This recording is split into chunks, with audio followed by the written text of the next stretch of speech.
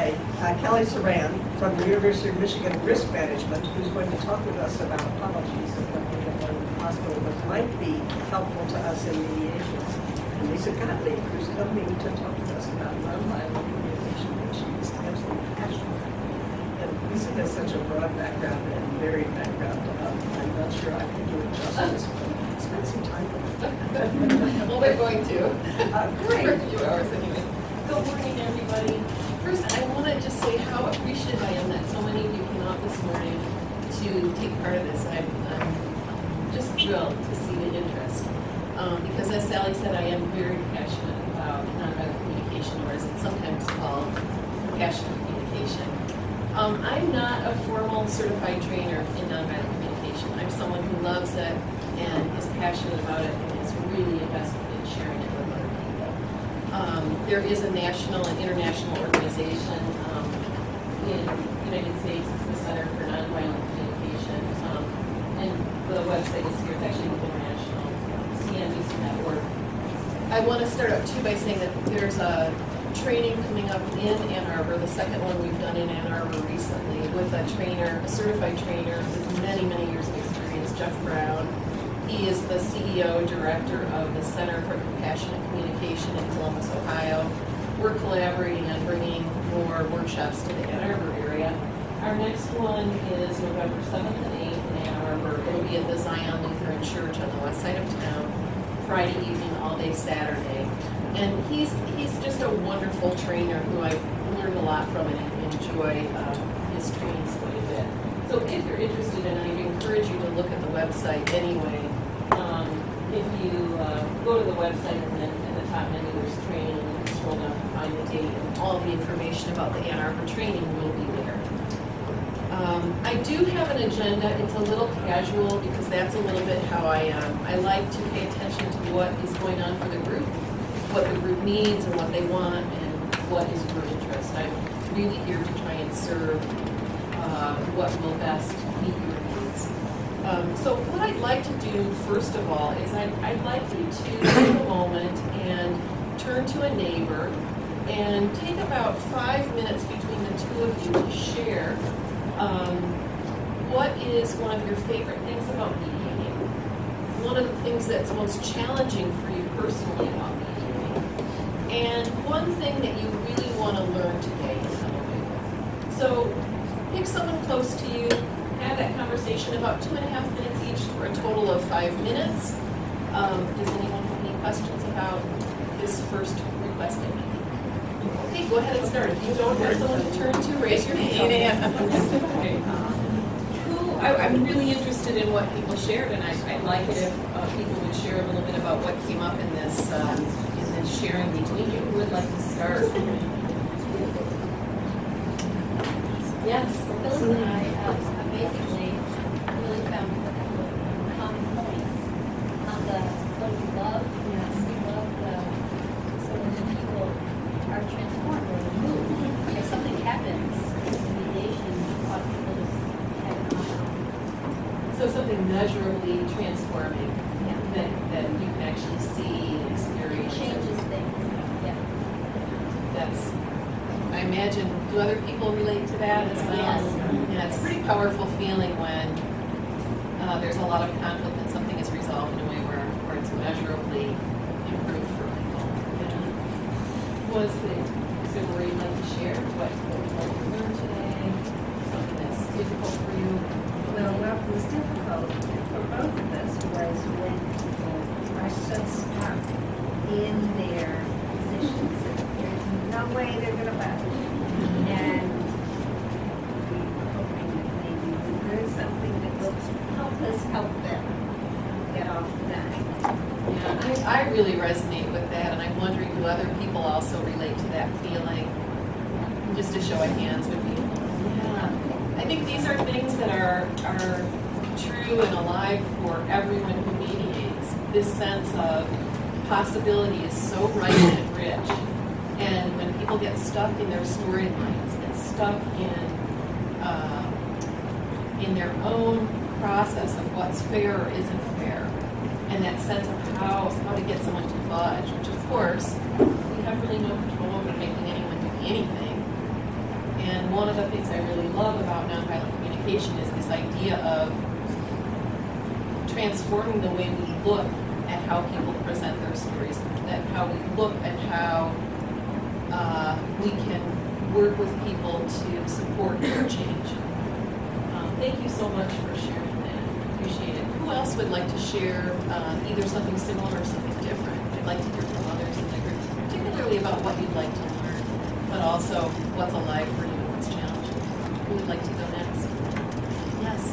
I think that's one of the things that is a challenge, I think for both of us, but especially for me, is that understanding other co-mediators' style and working with that. So like half of the time you're juggling that, and the other half, you're dealing with the situation. So I'm sort of like, I believe, is there anything we can do to prepare better for that? Is there a way we can somehow, understand beforehand? So we're not so busy thinking about that. I don't know if anybody else shares that, but I would imagine they do. Is this something that other people work with? Just a show of hands, if this is a situation?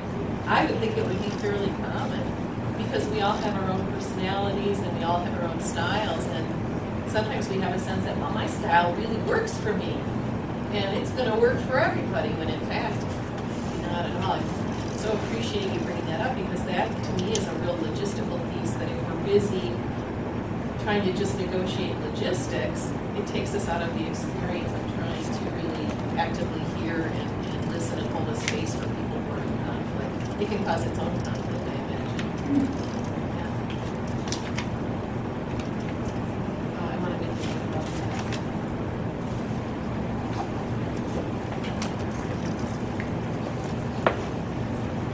Thank you for sharing that. Who else has something they would like to share? I pretty much have a lot of the same styles of people.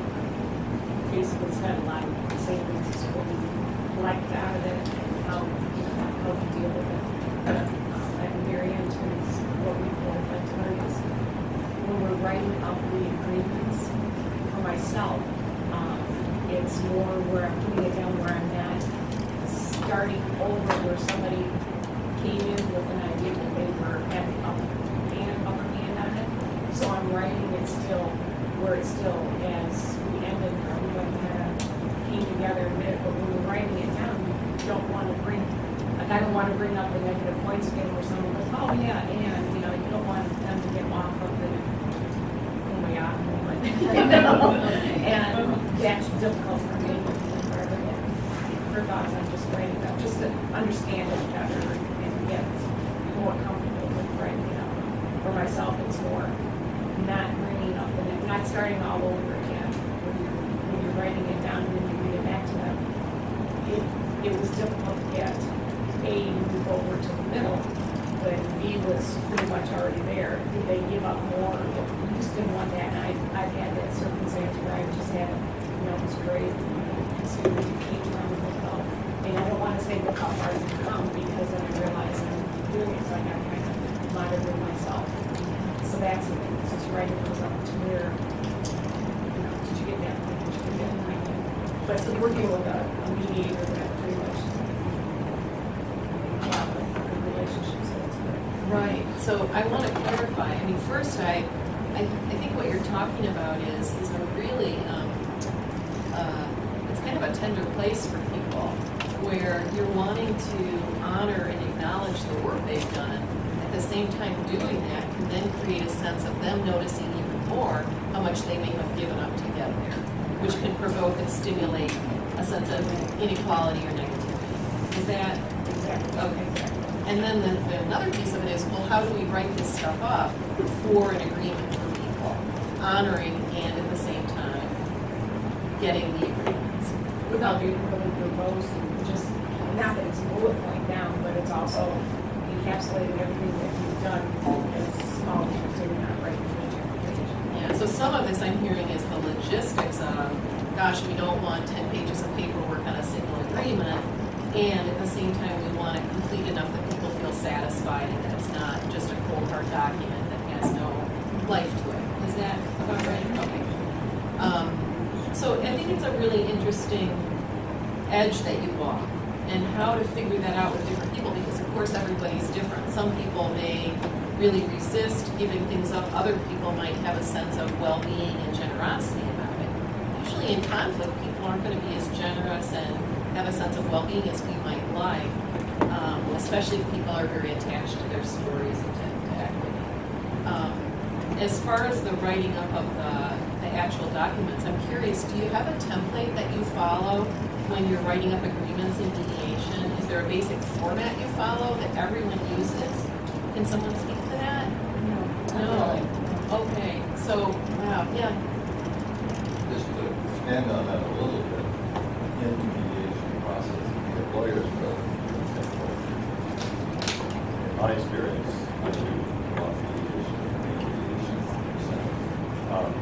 the lawyers, because it's going to be a legal document, so they sometimes, not always, take over and kind of put it together, which in some ways is a relief.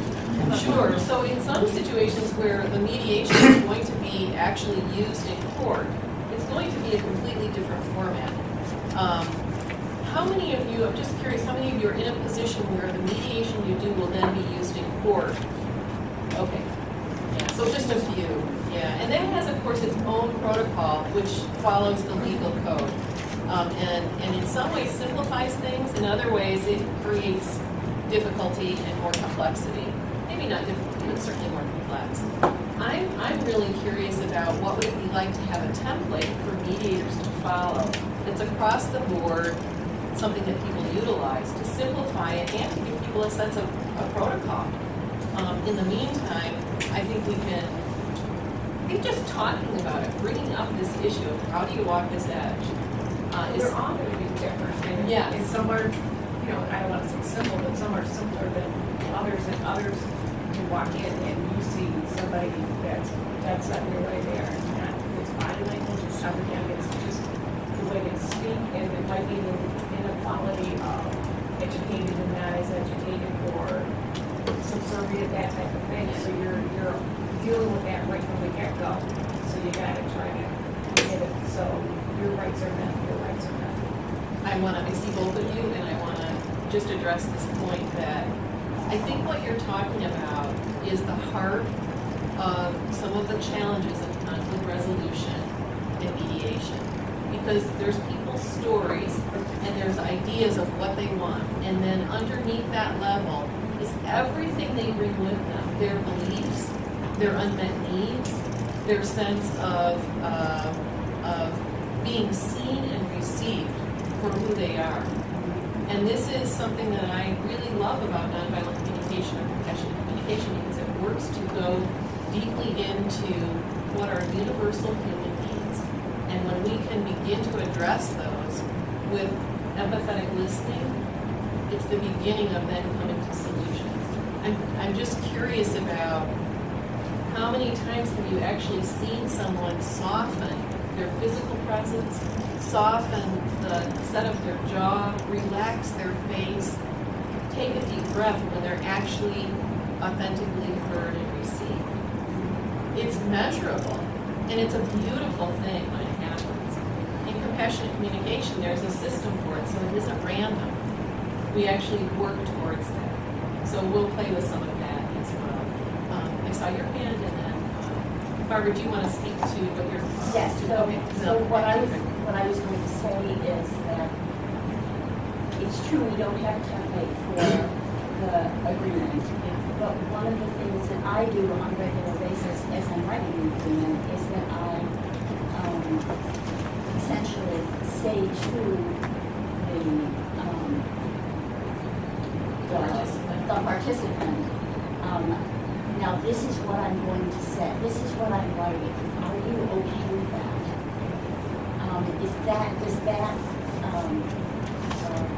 Is that what you were thinking of as well? Okay? Yeah, so you're And checking in. I'm checking in essentially with almost every sentence. Yes.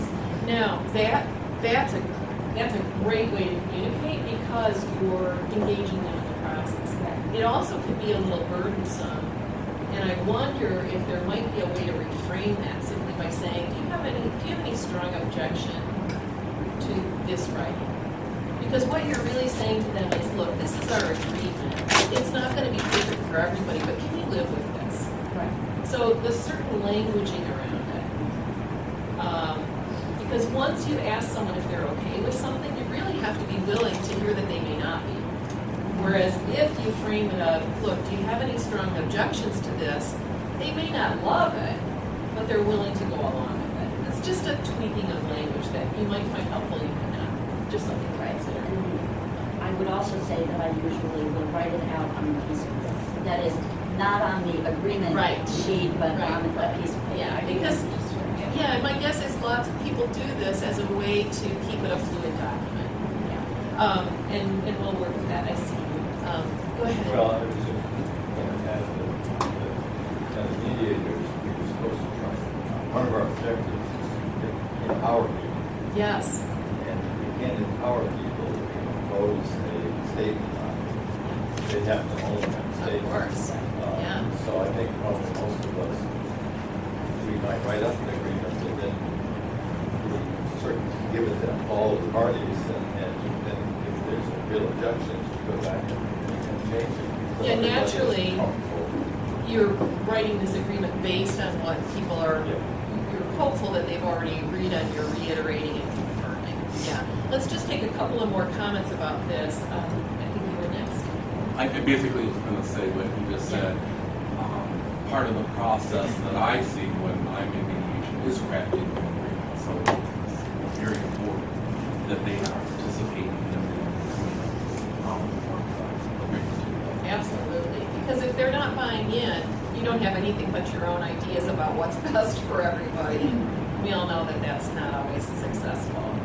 I saw a hand here. Yeah, I just want to add, since the issue of lawyers came up, I just wondered if you'll discuss that, because, I mean, it's contrary to the interest of the lawyers to settle, and sometimes you really see that in consultation with the clients and in caucuses with clients.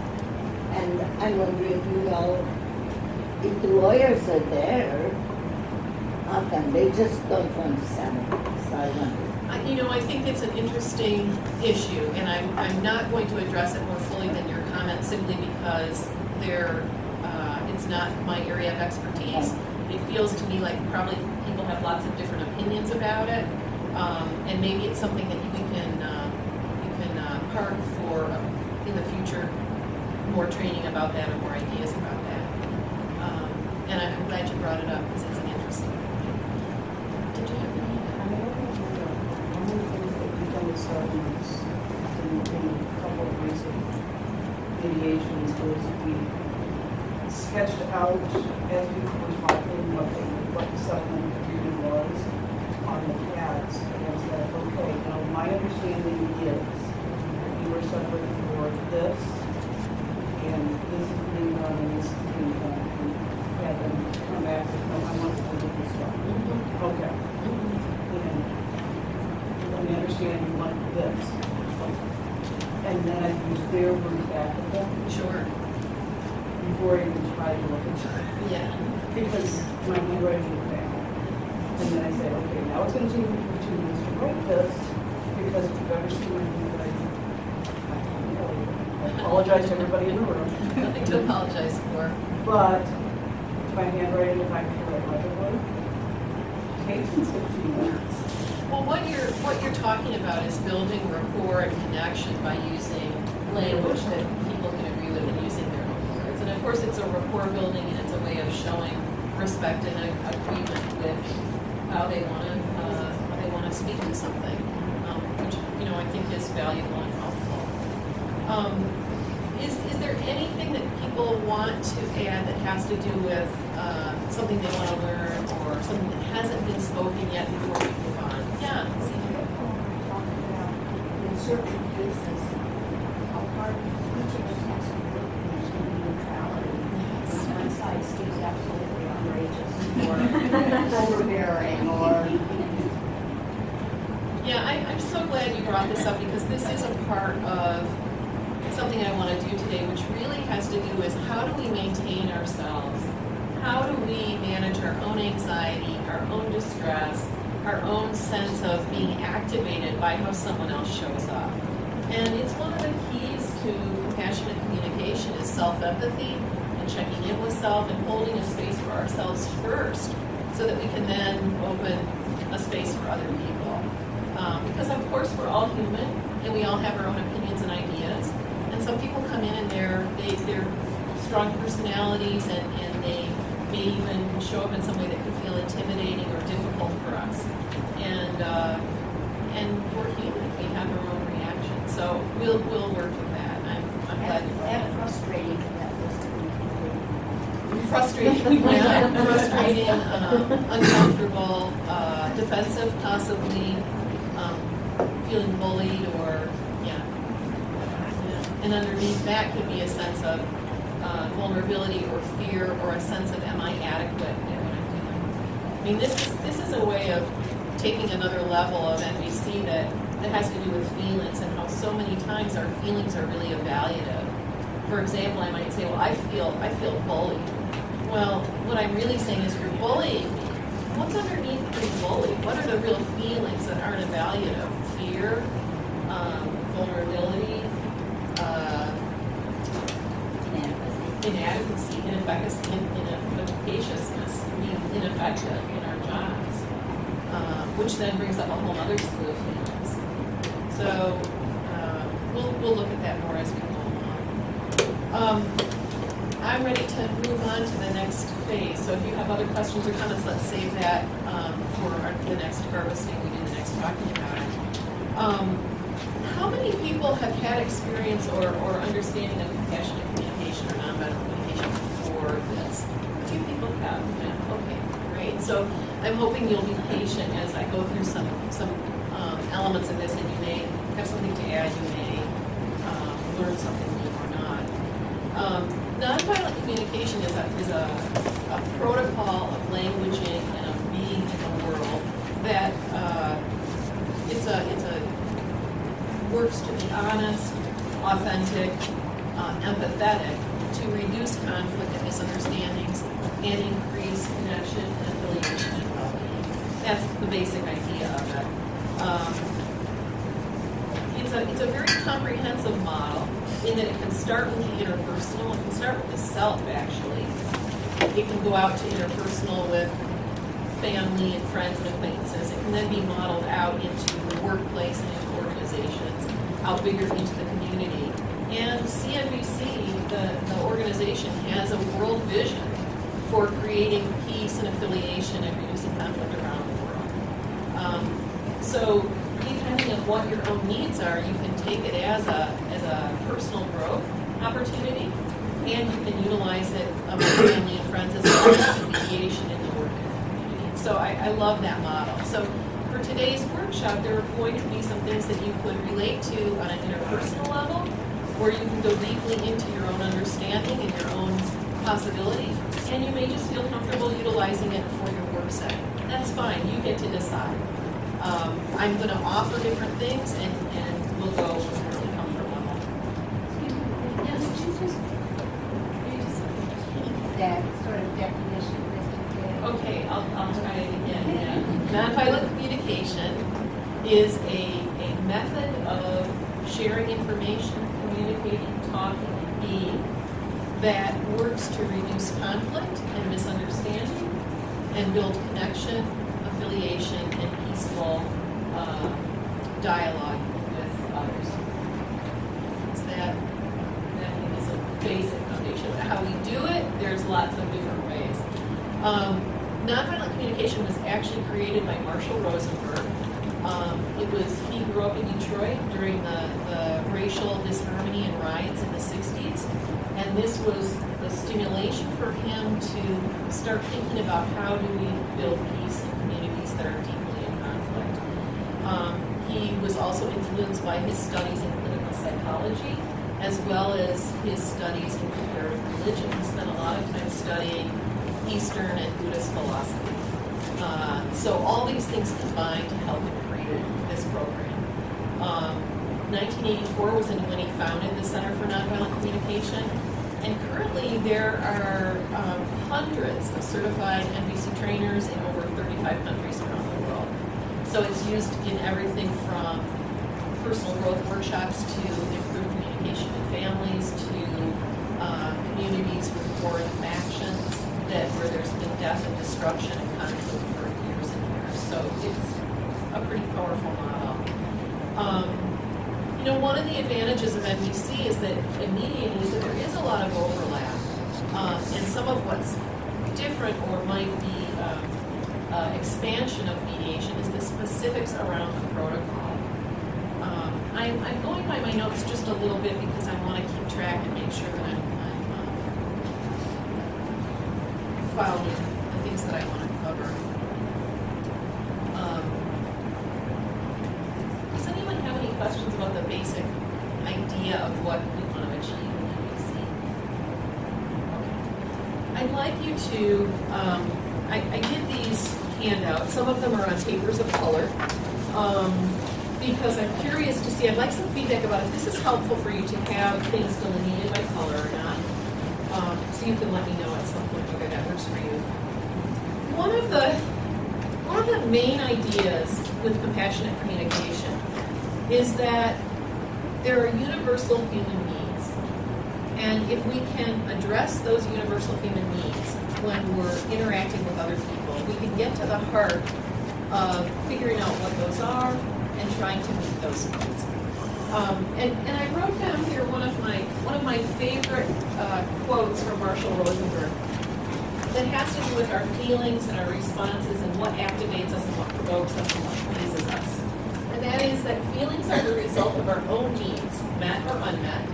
They are not the result of something that someone else is doing or not doing to us. And this concept is pretty different than how most people operate in the world. My guess is as mediators, this is something that you inherently understand, even if you haven't seen it written out like this. That this idea that we take ownership for our own needs and feelings, we take accountability for that as well. And in that, we can learn then to meet our own needs and have the generosity to meet other needs. And that it's a combination of those things. In order to do that, we need to know what our needs are. And this is another thing that can be very difficult for people. Most of us don't have a lot of encouragement as we're growing up, as we're relating, to actually focus on what do we need to have a sense of well-being in our lives. We just tend not to operate that way as a culture. I want to draw a quick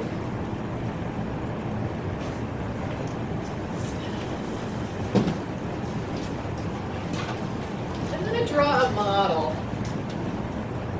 that captures a little bit about how NVC might be different than our typical way of operating in the world.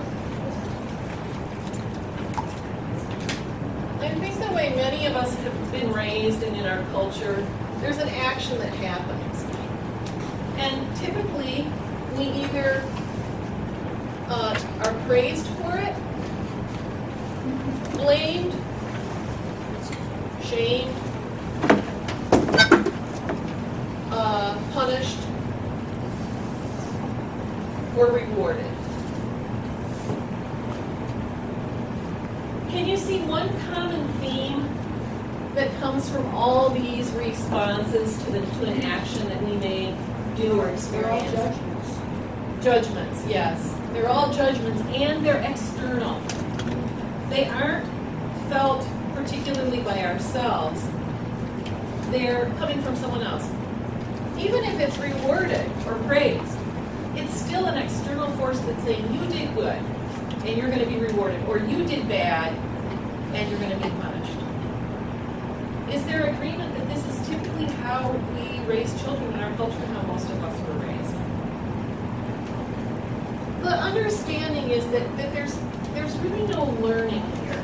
There isn't an opportunity to learn except to learn that, oh, I'm going to try and avoid blame I'm going to work for praise, and I may even try and put the blame and shame on someone else because it's too painful to take it in myself. So I'm going to say there isn't much opportunity for learning here, at least learning healthy methods of communication or dealing with it. And then it tends to happen again. There's an action, these things happen again, and it's part of sort of the cycle of external blame or reward for our actions. I'm going to show a different model that is a different possibility. This is something that I learned from Ike Lassiter, who's a certified NVC trainer at a mediation training that I took last year. And the model is, and I don't know if Ike actually created it. I think this idea is something that's embraced by the nonviolent communication, but this is where I learned it. There's an action. And instead of having it be an external process, an internal process is, were my needs met by this action, or other people's needs met by this action? If the answer is yes, it's an opportunity to celebrate. If the answer is no, it's an opportunity to mourn.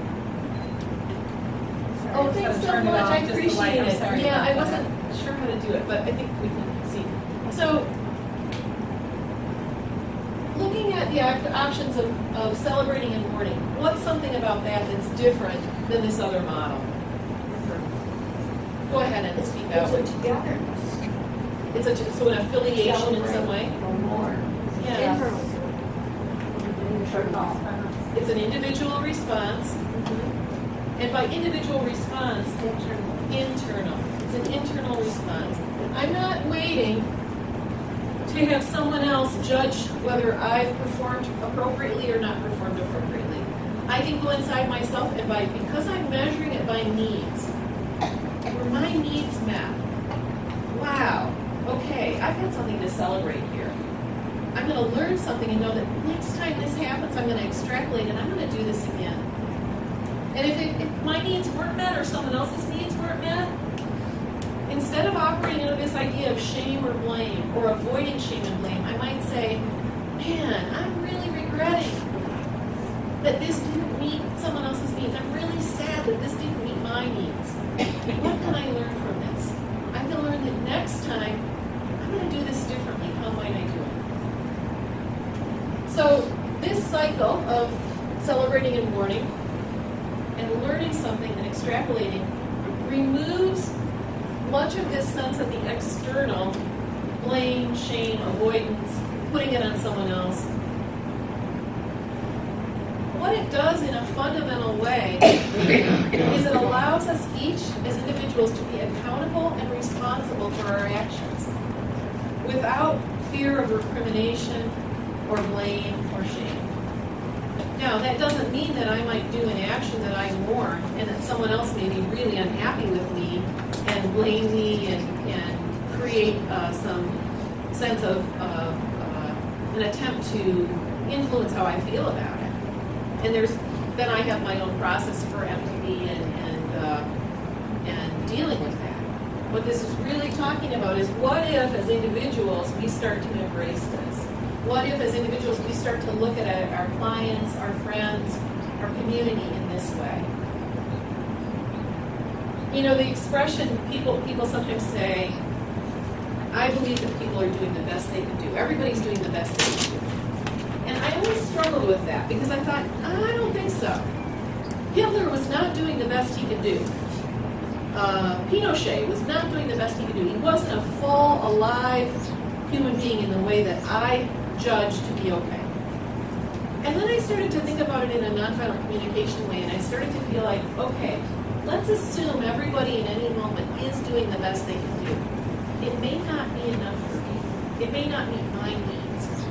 But instead of judging them, I'm going to bring my focus back to what I need and what I want in life. And this is a lot of the basis of what I'd like to share about nonviolent communication today. That in our stories that we tell ourselves about what other people do or don't do, in interpersonal relationships, in the work setting, in our communities, it's so easy to say, well, they did this to me, and They did that.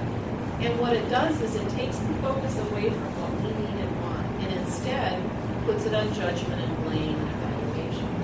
And it doesn't allow us to move into creating a situation where we actually can focus on ourselves, our needs and wants. So, that's a lot of information all of a sudden. Does anyone have any specific questions about what I've shared already? Please feel free. This is a good time to ask questions.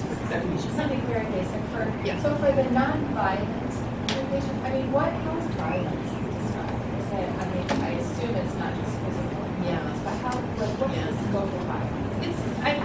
I'm really happy that you asked that question. It's partly why we sometimes call it compassionate communication versus nonviolent communication. I think when Marshall Rosenberg named it, his thought was that thoughts can be violent, that feelings and evaluations can be violent. Not physical violence, as you say, but the idea that when we have thoughts that are hurtful or could create disharmony, that's violent thinking. It's a way of, it's more common in Eastern philosophy, Buddhism, and Zen Buddhism to talk about the violence of thoughts.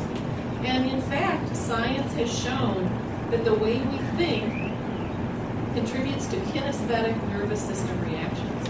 This has been proven, and I think we all have had this experience that when we get activated or provoked by someone and have angry responses, where do we feel it? I mean, really, what are the experiences of that? Tight gut, shortness of breath, clenching in the shoulders and the jaw, sometimes a sense of heat or nervous system response, the adrenals kick in, and it's exhausting to the system. So I think it's violence in its broadest definition. Yeah, thank you for asking that question. Yes. Yes. So how could you specifically illustrate this? Like in your case, you're doing a presentation now, right? That's the action. What need are you needing, and then what is the result of that? Yeah. Well, gosh.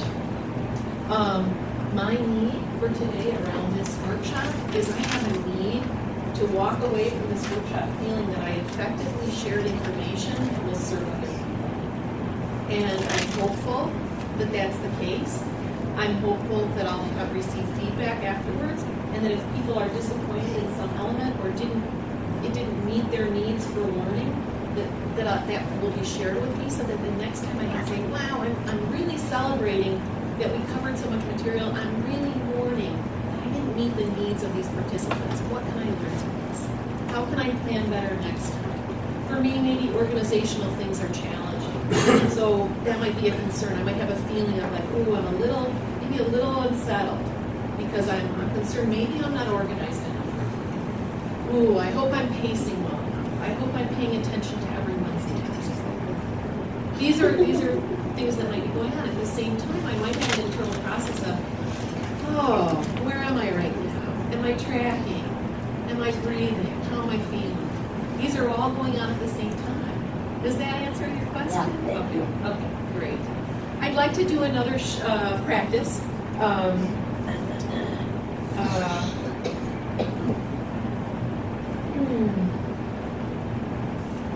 Okay.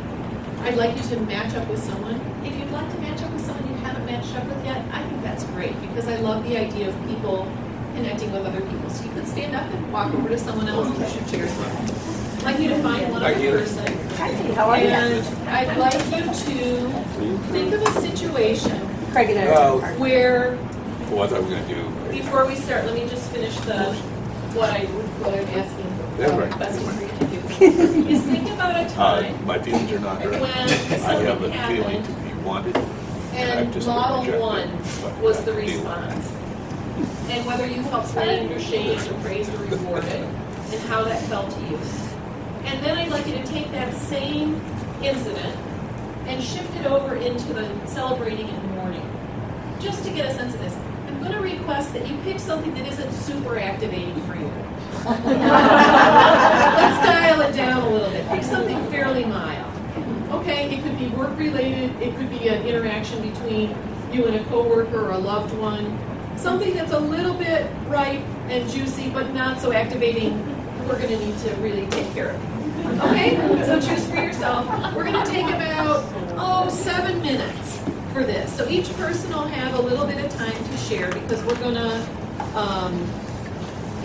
go back and forth. So if you need a minute first to think about it before you start sharing with your partner, that's fine. Kelly, did you have a question? I did, just a little clarification Sure. about the transition from diagram 1 to 2. Yes. I can certainly think of something. Okay. For the first. Most of us can. So then, could you just explain again what you were thinking of for moving into mourning and Yes. celebration needs? Yes, thanks for asking for that clarification. I don't want you to spend too much time on this because we have so much practice in this already. We can all get A pluses in this if there was a test. Just spend a little bit of time on an event that happened where the response was external.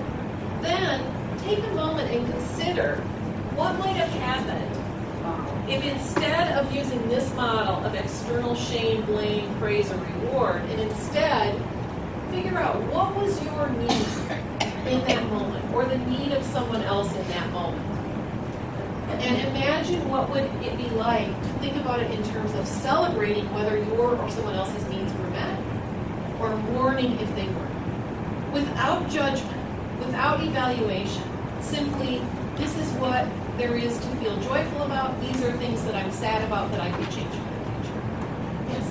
On the first model, are you thinking about when, say, I am feeling externally judged, or when I think I'm externally judged? Let's keep it, well, that's such a good question. I need a moment to think about how I want to do that.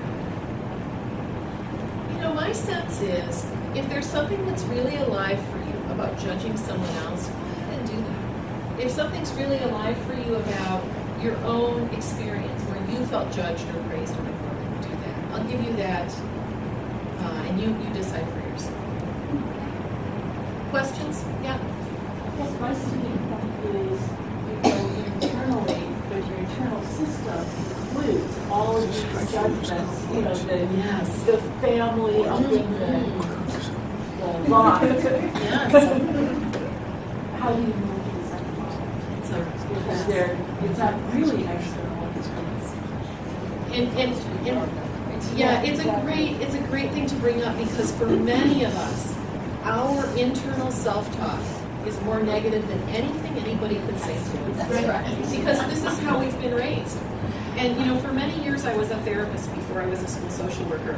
And the self-talk my clients would share with me was so horrifying. And I would say to them, would you speak to anyone else like you're speaking to yourself? So my suggestion to them, and continues to be, speak to yourself as you would speak to a beloved creator. With love, with firmness and good boundaries, with safety, and with acceptance that we're all in the process of learning. So yes, for many of us, what happens in our heads is, did I do a good job? Or did I do a crappy job? Is someone going to be mad at me about this? Is someone going to be pleased with me? Especially those of us who have been raised to work towards affiliation, even at our own expense, particularly women in our culture who are raised to build affiliation and please other people at our own expense. So I'm really happy that you brought this question up because it may be that for many of us, it's not external. It's been internalized from an external source, but it's as much a part of us as anything. And being able to change from being hard on ourselves and judgmental to, hold on a second, what can I celebrate here and learn from? What can I ignore and learn from? Does that answer your question? Okay. So let's give it a start. And you know what? This is a process. If it isn't feeling completely fluid or you need some help, raise your hand up and around. Just give it your all and allow yourself some flexibility about how it plays out, okay? And go ahead and get started. What you notice emotionally and physically in your body when you switch from Model A to Model B. Just a couple of people. Yes. Lisa, I'll go.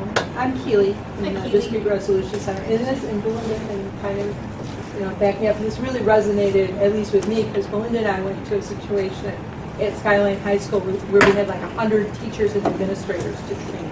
It's like a big room. So we had this PowerPoint. Kind of it was like a lecture format. And we got, like some of the feedback like really stuck.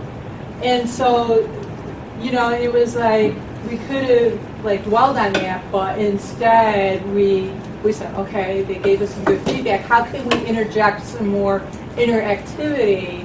And we used those lessons that we learned with the smaller group, and then from that, we even got feedback, like when we were doing the training, we were open to feedback from the group, and we tweaked because of the feedback we got from the group. So for us, at least for me, I don't want to speak for my boss, it was like to just put yourself in a position where you can be, like, let your guard down enough to be open to not like, ooh, they're attacking me, to, oh, they're giving me some information that I can use to help myself help them. And my guess is that what you're sharing has to do with a level of capacity for receiving feedback. Right. And that as mediators, you've had more training than most people in how to hold a space, how to manage your own feelings in the face of feeling attacked or feeling undermined or feeling stung. Yeah, it's fun, that's a good word. Yeah, that feel the tender spot in us that's sensitive to wanting so much to be helpful and maybe really not being able to meet the needs of people for whatever reason. So I appreciate you sharing that. One more, you had your hand up. Yeah, I think that empowerment really comes to mind when you switch from this externally driven spiral to nowhere. The spiral to nowhere. In fact, I think I might start calling it that if it's okay with you. To this internally action-based, really pleasant empowerment. Yeah, and how does that feel in your body? Feel more grounded. Okay, and so those words of feeling grounded and empowered, is there I'm noticing the way that you started to speak that you were... It's free, yeah. Yeah, I saw it in your body. It feels free, yeah, it's incredibly, it's sort of a lightening sensation when we can be gentle with ourselves, as we want people to be gentle with us. Kelly? I know, I like to spiral to nowhere. Yes, Really very much. But I noticed that when I was recounting a situation that I had, that when I shifted into model 2, that my breathing was, I noticed I was holding my breath, and I hadn't even realized it until I started to talk about it in a different way. Yeah. Well, I love that you bring up that kinesthetic physical sensation. So much of the time, when we get anxious and we get distressed, it goes right to our body. And I'm going to work with that in a little while, more specifically, with some really specific techniques. Because my understanding is, as mediators, that isn't necessarily a big part of your training. And I'm really passionate about that. So I'm glad you brought that up, Kelly. Thanks. I want to move along now, and I'm really happy to hear other people's experiences and sensations, maybe during the break or after, but I want to keep moving a little bit. So if you have other things, just hold on to it, and I'll be happy to address it further.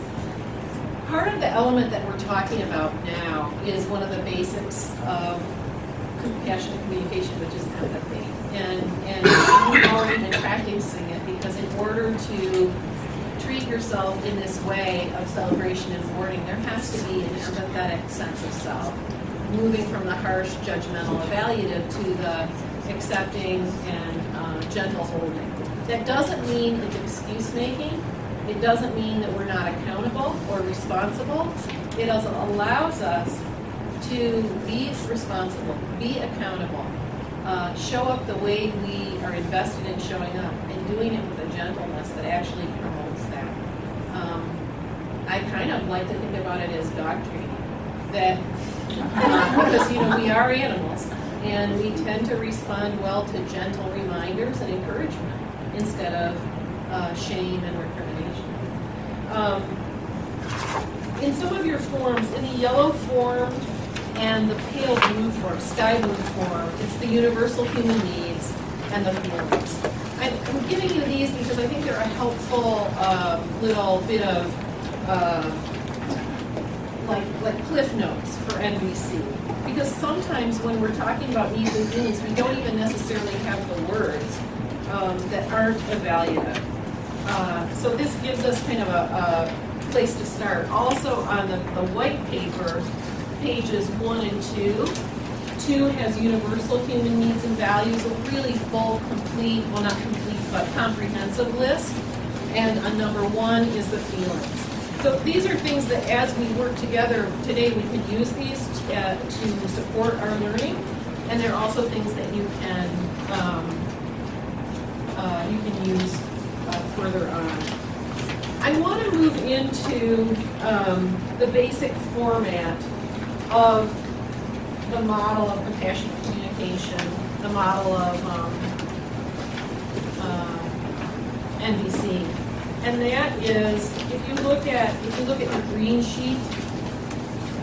Is it helpful to have the colored paper? Yeah. I'm so Yeah. glad. I was hoping it would be. The basic model of compassionate communication is based on these 4 factors, these 4 elements: observation, feeling, need, and request. OFNR. That's how we talk about it. And we're going to look first at expression of needs versus holding the space for someone else. Because I feel strongly that until we can do that for ourselves, it's very difficult to do it for someone else.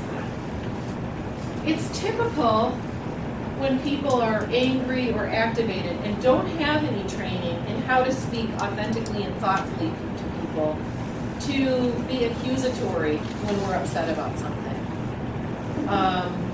For example, let's see, what example do I want to use? Actually, I'm not going to use an example right now.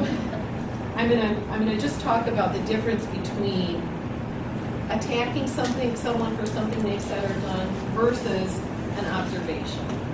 An observation is something that is factual, that's observable, that one can notice, and that isn't full of opinion or evaluation. It's something that both people can easily agree on. Here's an example. I'm waiting to talk to someone who said they would call me with some information. They said they would call me this morning. I didn't get the call. This happens maybe fairly frequently, so it's already a little bit activated. I could say in the model that isn't compassionate communication, you always do this. You say you're going to call me, and then you don't call me. And I'm really angry at you about this because you do this routinely, and it's clear you don't value me. And you don't value my time. And not only that, it was inconvenient for me. And you better start calling me on time. Right? Okay, this is sort of the extreme version of Very up. and how common is it? When we're activated and upset? Okay. The NVC model. I noticed when we spoke last, you said you would call me this morning. Now, if that person actually will agree with that, which generally I would say they would, if they don't, that's a whole other thing. But the observation is you said you would call this morning. I'm feeling disappointed because what I want is the information you have, because that will really help me make a plan. So I want to request that in the future we change the agreement we have about how we're going to communicate. Then I can either say, how are you feeling about what I said? Or if I'm unclear that they're going to hear me, I can say, can you tell me are you willing to tell me what you heard me say? Then they might say, oh, you're saying I never called you. Thank you. What I said was, you told me you would call me this morning. Okay, well, you're mad at me because I didn't call you. Wow, I'm really disappointed because I really value our connection and I value the information you have, and I'm needing this to make a plan. Can you tell me what you heard me say? Oh, okay. You're not mad. You wanted me to call. Yeah. I was disappointed. Well, I didn't disappoint you. You set me up to go to. You know what? I'm just trying to tell you. I really wanted this information so I could make a plan, and I really like it. I like to count on you because that's helpful to me, and I like it when we're in good communication. Right? This is this process. It's very different than the first model, which probably the person will say, I don't always do that. I just did it the last 2 times. And then suddenly you're in this whole model of like arguing how many times this person said they would call me. This is just a really brief example. Good question. How Yeah. do you carry that off when your real reaction is, I'm really pissed off? Well, And while you're talking, now, but you're sweet talking though. Okay. And how do you make that really sincere? Yes. I'm so glad you asked that. Okay. Yes, I am too. It's really, in the reality of it, we're pissed off, and we're resentful, and we're angry. And maybe underneath that is some disappointment and sadness, but the real feeling is I'm so angry. Okay. I am really angry that you said you would call me today and you didn't. It pisses me off. I really have a need to count on you for this information. How are you feeling about what I just said? It's genuine. Yeah, I'm not saying don't be mad if you're mad. If you're mad, you can share it. You're sharing it about the action, not about the person. You're not saying, I'm pissed off at you because you always do this. I'm pissed off at you because you made me mad. I'm pissed off at you that once again, I can't count on you because you're a loser. And you never do what you're going to say. I mean, really, right? This is the extreme. And sometimes, are we thinking this? Of course. Yeah. At any given point, you can decide, what do you want to do? You want to just vent? Fine. We always have that option of just being pissed off at someone and venting. But what's your outcome goal? Is your outcome goal just to vent and be pissed off, or is there something you want? What is the need you have? Usually, there's more than just a need to be pissed off. Usually we're pissed off because there's a need we have that isn't being met. I have a need for respect. I have a need for someone to value me. My time is important. I have a need for connection with this person. I have a need for peace and ease in my life. Are those needs of mine being met in this situation? Now, I have all kinds of options. I may stop counting on this person to give me information. Or I may try and negotiate and mediate with this person to find ways to communicate with me that are going to work better than this. Because I don't want to set either one of us up. Sometimes we can control that, sometimes we can't. But absolutely, if you're angry, be angry. If you're disappointed, be disappointed. If you're enraged, be enraged. How you approach the person will absolutely determine what outcome you get. And how you approach that person is going to be very much based on, can I manage my own anger and my own frustration and my own wanting to blame enough to use compassionate communication to get to my outcome? Well, sometimes I can and sometimes I can't. And then I celebrate or I mourn. I say to myself, man, that conversation went really poorly. I really lost it. What can I learn from this? Oh, next time, maybe I'll send an email instead of call because I'll be more calm when I send it. Your question is deeply important because it's absolutely about authentic feeling. The question is, what do we want to do with our feelings? Somewhere between stimulus and reaction, there is a point of pause that is sometimes available to us and sometimes not. With NVC, the more we practice it, the more we do it, the more we can utilize that pause to make a conscious decision about how we want to show up. Does that make sense? This is why people kick their dogs. Well, you know, there's a First, lot of yeah. reasons why people kick their dogs. Yeah. You know, displacement. Yeah. Either they don't feel they have permission to really communicate, and most of us many times don't feel we can authentically say what we need and want without being punished in some way. Either by a loved one withdrawing from us, or turning the blame on us, or shutting down, or in a work setting, feeling vulnerable about our job. If I go to my boss and say, I'm really disappointed in how you handled this. When you didn't give me this information that I needed ahead of time, I didn't have time to take that in and work with it. And I have a need for really clear communication from you because what I want is a really good relationship. I want to be able to do my job well. So in the future, if you have information for me about something that's going to be a big change for me, I'd appreciate you telling me ahead of time. Are you willing to tell me what you were going to say? Right? It doesn't, you know, we're very vulnerable in many different ways. Vulnerability, fear are often what drives us. in situations to behave the way we do. And we strike out in anger, we strike out in a defensive mood. This is a different model. So if you look at the green sheet, the main points are observation is to describe what's done or seen or heard without interpretation or without emotional evaluation. The feeling part is how you feel about it, and not I feel like you're a jerk, right? That's not really a feeling. That's an evaluation. The feeling behind being angry might be I feel angry, I feel disappointed, I feel hurt. I feel vulnerable even sharing this with you. I'm worried that by telling you how I feel, I might be punished. This is really authentic communication that is scary, even with people we're close to. And what is the need behind the feeling? This is often extremely difficult for people to figure out is what they actually need and want. Because as I said before, we're not raised to own what we need and want, to be valued and respected for what we need and want. So that's where the needs sheet, the universal human needs, the yellow sheet, and number 2 on the white sheet. Requests can come later.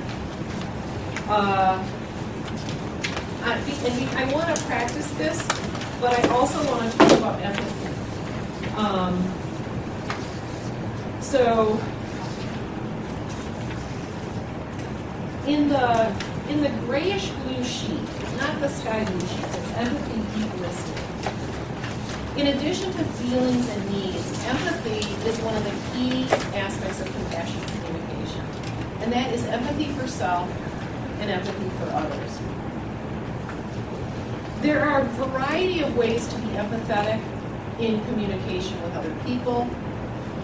The main way to be empathetic for ourselves, primarily, is to stop that internal voice that's harsh and judgmental. And instead, if I'm having a reaction that's very activated about something I've done, to stop that voice and say, hold on, what is it that I need right now? Oh, I need a sense of peace and calmness, and I'm feeling really agitated. And then that empathy to myself might be simply, yeah, it doesn't feel good to be agitated and upset. It can feel really shaky and painful and scary. And then I can go into the need, well, what do I need right now? I need a few minutes of quiet. I need to move away from my office cubicle and maybe walk outside for a minute and calm myself down. Is there room for me to do that? Can I do that? Can I create a safe space for myself? This is how self-empathy works. Every time there's discomfort or agitation or judgment, if you're in the middle of a mediation and you're getting activated as someone used as an example, that someone's showing up in mediation that I might have a lot of judgments about. Emergency self-empathy, where you're holding the space for these other people, and at the same time you can take a moment and go inside and say, wow, I'm feeling really reactive about what this person is doing and what they're showing. What do I need right now? Oh, I need to calm myself. It's okay. It's okay to feel so upset about this. And there's a technique we'll talk about, breathe body needs. We'll talk about that in a little bit, about an actual technique that's very brief, very quick when you're in the middle of a conflicting situation like mediation, where you can take 20 seconds and go internal and do this process. We'll get to that. When we're doing empathy with someone else, because someone's sharing something, the first, most simple form of empathy is silent holding a space, where you are simply tuned in to what someone is sharing. Not thinking about how you want to respond, not problem solving, not thinking about how this reminds you of something similar that happened to you, but simply in the moment, being in your body, connected to yourself, and having an open space in your head and your heart for what this person is sharing. It's, I guess, an energetic response. The second level is body language empathy, which we're probably more familiar with: nodding, smiling, eye contact, a relaxed pose, open posture when someone's sharing. the difference between this and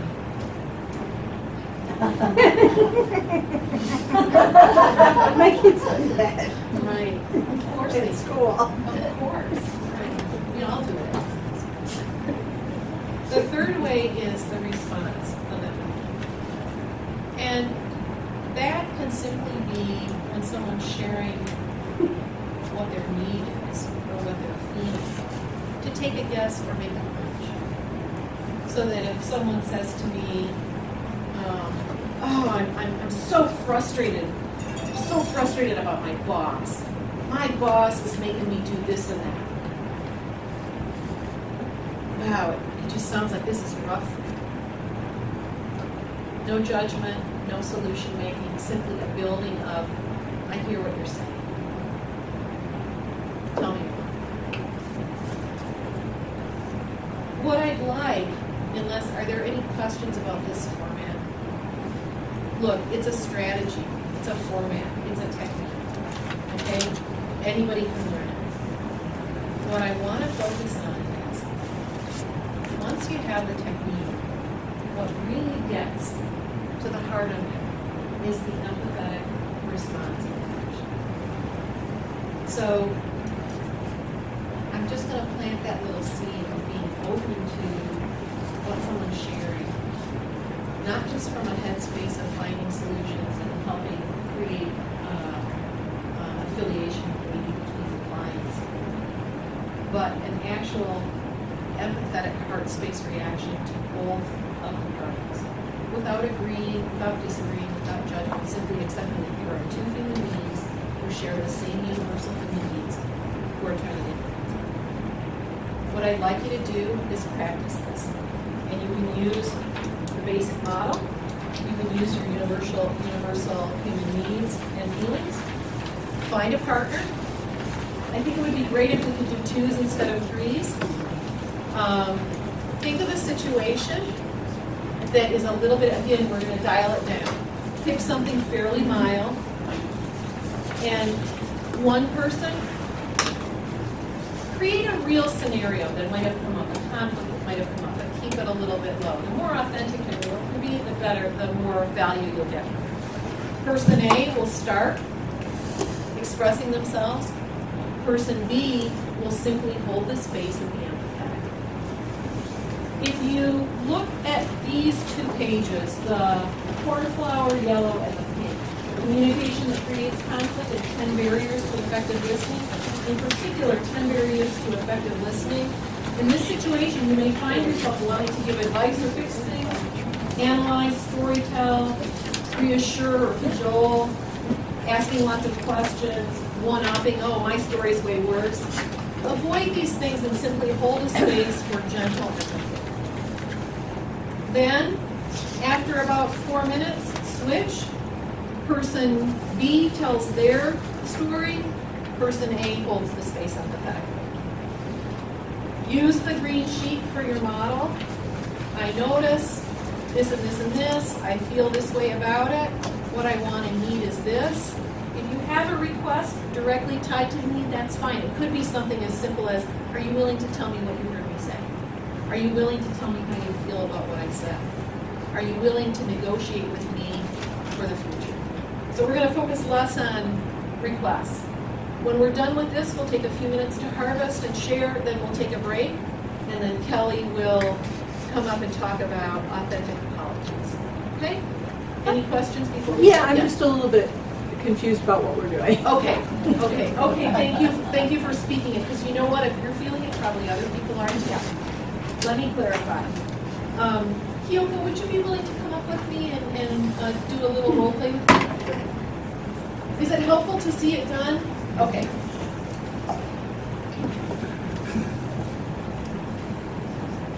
Would you like to be the person sharing your play? Okay.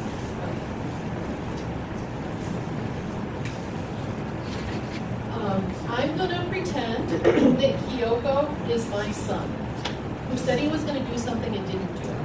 Okay?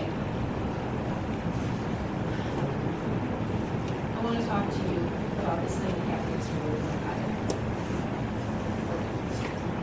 I asked you to help me put my kayak in the car, and then I thought about the kettle, and I asked you, was the kettle in the kayak?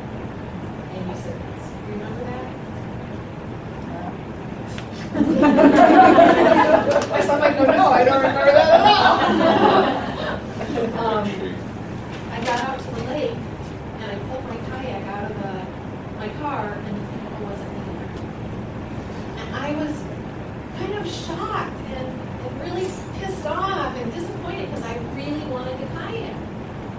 And what I really need is that when I ask you to help me, that you're going to help me, and that I'm feeling like I didn't get what I needed and wanted because I wanted to kayak so much. Can you tell me what you heard me say? So I hear you saying that you are very upset or disappointed because you could not find what you needed to do, which is what you wanted to do. Yeah, I really wanted to kayak. And I mean, I was disappointed because I asked you, was the paddle in the kayak remember that? So I hear you are disappointed because you could not count on my words. Is that what you're disappointed about? Yeah, I think I'm disappointed. Mostly what I'm really disappointed about was that I really wanted to kayak. So your disappointment, I feel like your disappointment was because of the results of you could not count on my words, now could not kayak. You feel Yeah, I was really disappointed. And I'm really appreciating that you're like letting me just be mad about it and not get defensive and not, shut down. Because I know that's hard for you. I think I just need to make some new agreements with you about it. Because I don't want to be in that position. Our relationship's important to me. I want to be able to count on you and not be in a position where we're going to be upset with each other.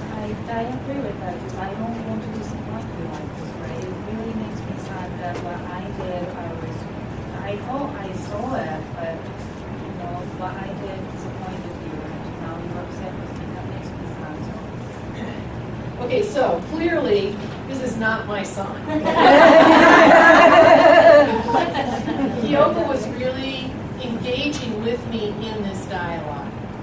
It might just be me saying to Kyoko, here's another brief example. Man, Kyoko, I was at work yesterday, and my boss has this expectation of me that I'm going to have this caseload. There are 25 kids at this one setting, and I'm completely overwhelmed.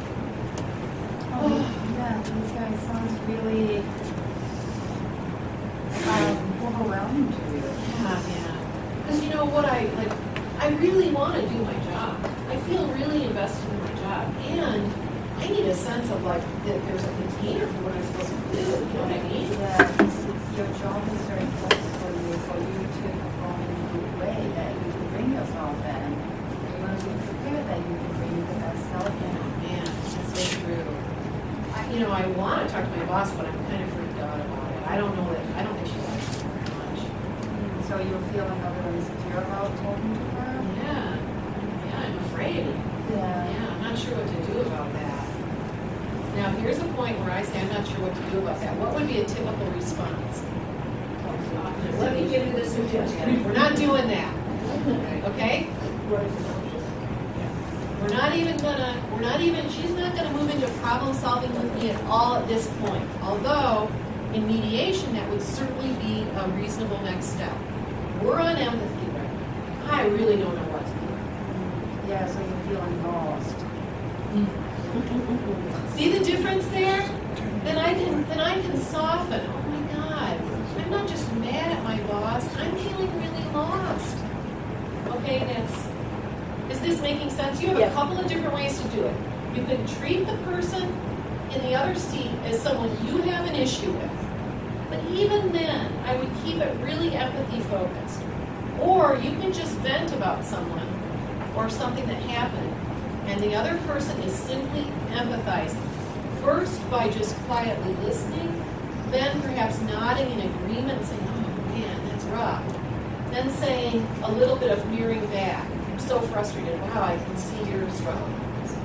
Right? Okay. Yeah. Quick question. Sure. Before we get started. The phrase that you've been using, tell me what I said. How do you do that without it sounding condescending? Yes, right. How do you? Also accusatory. Right, yeah. Because, I mean, Yeah. I found myself, I've used it, I've been in studies and I've used it, and it often feels like being tested Yeah. or someone doesn't think you're really listening. Yes, absolutely. And you know, I will say that with NVC, you can manipulate this language, you can use this technique and still be accusatory. You're not meeting my needs for consistently showing up in a way that I like. You're not meeting my needs for honesty and transparency and reliability. Those are the NVC words, right? But how does it sound? It sounds like I'm saying you're not reliable or accountable. This is about connecting with the real heart of the matter. And if you can do that, it will be read by the other person. If some of it is language and it's semantics. It might be that in that situation you might say, I really want to know that you understand. It's so important to me that when we are in conversation that you understand me. I'm concerned you might misunderstand or misinterpret. Can we talk for a minute about what you heard me share with you? Right. I'm using pretty brief statements to try and keep it contained. And yet, for whatever setting you're in, it will be a lot of attention to what is the population I'm working with. I work across the street at the juvenile jail. If I go in and say to a kid, I noticed that when you called me out of my name yesterday, that I felt so disappointed and hurt because I like it when you call me by my formal name because I have a need for respect. Are you willing to tell me what you heard me say? Right? What I might say is, hey man, yesterday was rough. You were so upset that you called me a bitch. And like, okay, I get it. I get how upset you were. But I value our relationship and I respect you a lot. I would never, have I ever called you? Yeah, I call you your name. And if you're angry, I just would really like to say, Miss Gottlieb, get out of my grill. I need a minute. Like, give me, like, please. That would work a lot better for me. Because you get in trouble and then it doesn't work for you. Like, you feel poison, right? It's just a little bit more of like, okay, who am I talking to? How are they going to respond to me? If I know that a certain way of talking is going to push someone's buttons, I'm going to do that. I want to use their language. I want to use the words they're using. It's the difference between workshop speak, which I'm teaching you as a strategy, versus street speak, home life speak. The difference between talking to a teenager and your boss. Right? I'd like to give it a try. So let's take 10 minutes, 5 minutes per person. Okay? Work with someone you haven't worked with yet, please. Let's bring it back together, please. I'd like to take just a few minutes and hear from maybe a few people to share how this was for you. Was it a big change from how you usually communicate? Was it difficult to simply hold empathy without finding solutions? Just a little feedback to share with the group. Who would like to start? Real answer? Excuse me? A real answer or what you really hope we achieve? I'm hopeful that people feel safe and secure enough in the room to say whatever is in their hearts. In real life, it's hard. It's very hard because if in the laboratory, if we have people coming in who are open and willing to discuss things, usually it's not. And then, you know, something happened to the mediator that day on the way, you know, so everybody's coming in with all sorts of different emotions, and sometimes it's just difficult. Yeah, very hard to get to back to the text. Yes. and stick with it. I agree. I really hear what you're saying, and what you're speaking to is the difficulty of translating this model, which is fairly set and fairly contained and a little bit academic, to real life, when people's tempers are high and people are disgruntled and angry, and maybe they've been holding on to something for so long that opening their fingers and letting it go feels almost impossible. So clearly, we're in a practice situation where conditions are probably the best they'll ever be. This is how we start to learn new things. You know, anytime we're learning new challenging behavior, we want to start in a setting that feels the most comfortable for us, so that instead of managing our anxiety, we're actually having an opportunity to practice and learn. Just as an aside, I've done some work with trying to communicate via how we really communicate today in this time, and that is we don't communicate face to face. We do it through text, we do it through email, and so to sit down and talk face to face is a luxury. So there's so much miscommunication because we're not able to read the nuance in a text unless it's all in capital letters. Then you know someone's upset. Yeah, both these things you're bringing up are important. This idea that so much communication, especially among clients, in a professional setting happens through email, happens through text, or happens through phone calls. That over and over again, we can go back to the clarifying question, which I haven't really talked about yet, but this is a great segue into it.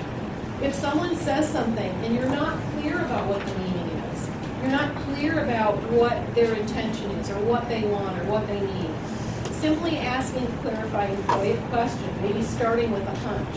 It sounds like you're feeling this and this and this. Is this close? Am I understanding you? I'm getting the sense that there's some difficulty around this situation, and I want to hear more about it. Could you clarify this point or this point? You're making a guess or a hunch. I'm wondering. I have a hunch that maybe, is it possible of this? I'm not clear. Could you clarify? And in some ways, it's almost easier to do it in email and text because you can quote. You know, when I read this part of your email, I wasn't clear on what you meant. Could you expand on this? Could you clarify this? And this can happen in conversation as well. You know, we may make an assumption about what someone needs or wants, and it isn't true. The way to find out is to ask them a clarifying question. And to do it in a way that feels connected to that person and their culture, and having an awareness of what language to use. Whether it's, I don't know what you mean, tell me more about it. Or can you clarify, you know, if it's a professional setting or a private setting. Can I just use that real life experience? So anyway, when my daughter was small or younger, she dumped me, and I always wanted to suggest solutions, fix-it solutions. But I think I learned the lesson, because by the time my granddaughter was confiding in me, she said, "Grandma, I'd love to dump on you because you're going to tell me what to do." That's really specific feedback. Often, I mean, really, what you're speaking to is so many of us simply want to be heard and received. We want to have someone else hold a space for our discomfort, or our anxiety, or our upset.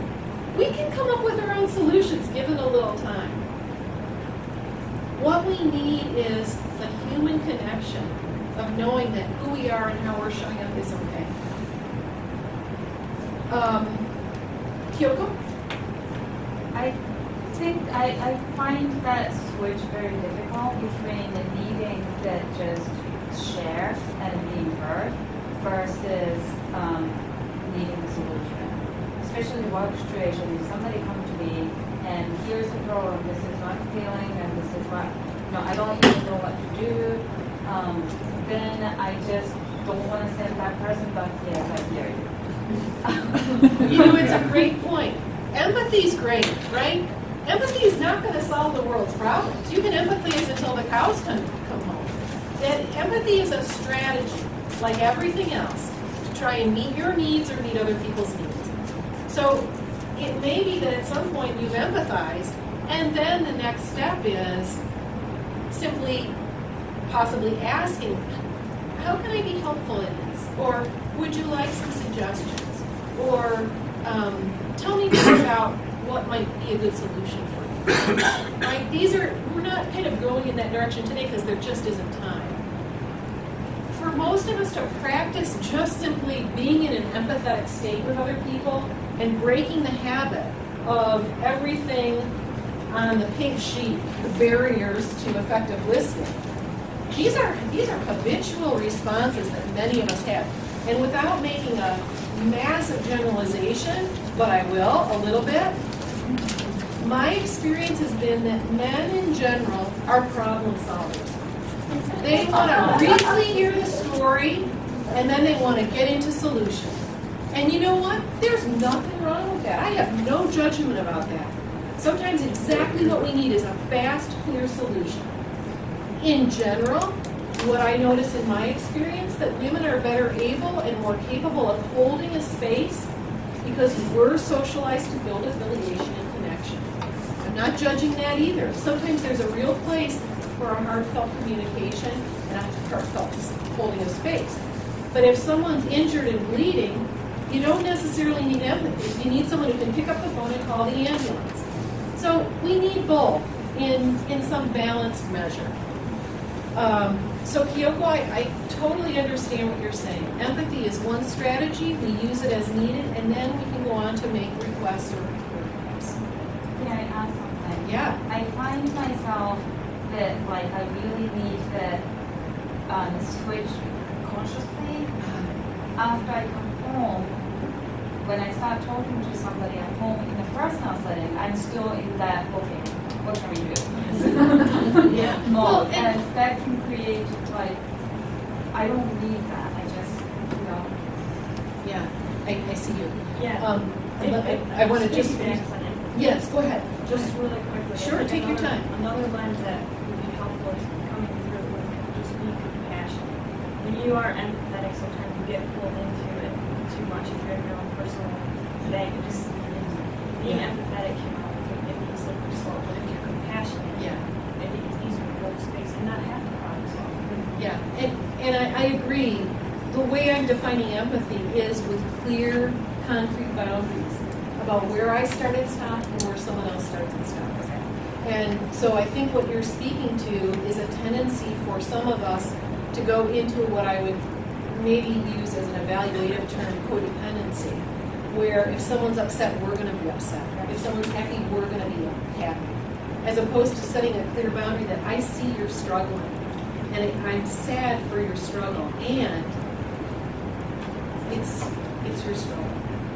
So yes, compassion and empathy, they go hand in hand. And having I love that you're bringing it up because it's really about boundaries and what boundaries we want to create with people so that we're not yanked in or pulled in against what we want. And Kyoko, just to speak to that, some of us are problem solvers. My guess is as mediators, many of us are driven by an urge to solve problems or we wouldn't be doing the work. We want solutions for things. To choose that consciously as a strategy versus as a default or a habit is what we're looking at. What I'd like to do is take a break. Let's take 10 minutes, come back at 10 to 11, and then we'll have Kelly set up, okay? And I'm available for questions if you want your hearing. This morning, I really learned so many different things that I can take back to the type of work that I do at the University of Michigan Health System. I am been a risk manager there for 10 years, and I deal with potential lawsuits for malpractice, medical malpractice, where a medical error may or may not have occurred, and we have harmed somebody, or there's been an unexpected outcome that is not the result of an error. And how do we sort this out? How do we deal with patients and families and work with physicians and nurses when there's been harm to a patient to work this through? So a lot of what I learned today is going to be really, really helpful for me. And when I think about the family meetings that I have, and in terms of bringing people together to really hear what the needs are of both sides, the hospital, the patients and families, as well as the patients and families, I should say. There are a lot of human needs that are often overlooked throughout this process, and it doesn't replace the fact that when there's been harm and we are responsible for that, that financial compensation is put out the window. So there's a misconception sometimes, and I'll talk about that in a minute, that that our program in Michigan is about saying you're sorry and you're not going to get sued. That is really not what it's about. It's more in terms of incorporating apologies, really, really, really key when we have harmed somebody, and we need to not overlook that piece when we're negotiating towards a fair settlement. So I just wanted to talk about that. So maybe you've heard about the Michigan model on NPR. My boss, Richard Lushman, is the chief risk officer in Michigan. He's an attorney. He was a trial attorney for over 25 years, defense for hospitals and physicians. And one of the things that came out of his work was that when there had been harm, an error that had resulted in harm to a patient and their family, was that the parties never walked away learning anything from it. Number one, even admitting that there is an error is a huge step in the right direction. It's taken a really long time. And I think that most organizations and people agree that, yeah, it's the right thing to do. If you know you've made an error, you need to disclose that and then talk about reparation and what you're going to do to compensate. The problem most of the time is that people are really scared to do it. And easier said than done. We can say, yeah, apology, disclose, but how do you operationalize it? And how is it meaningful?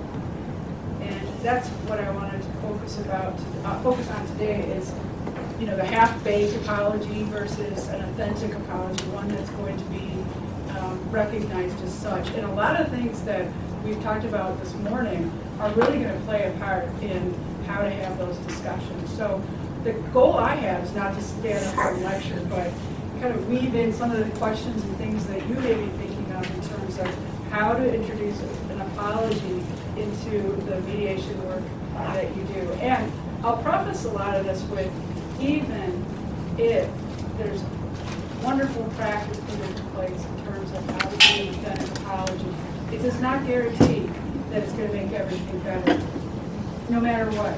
So that's something that I need to tell people that I'm working with in Michigan that, okay, physician, we're going to meet with this family. They're really upset over what happened.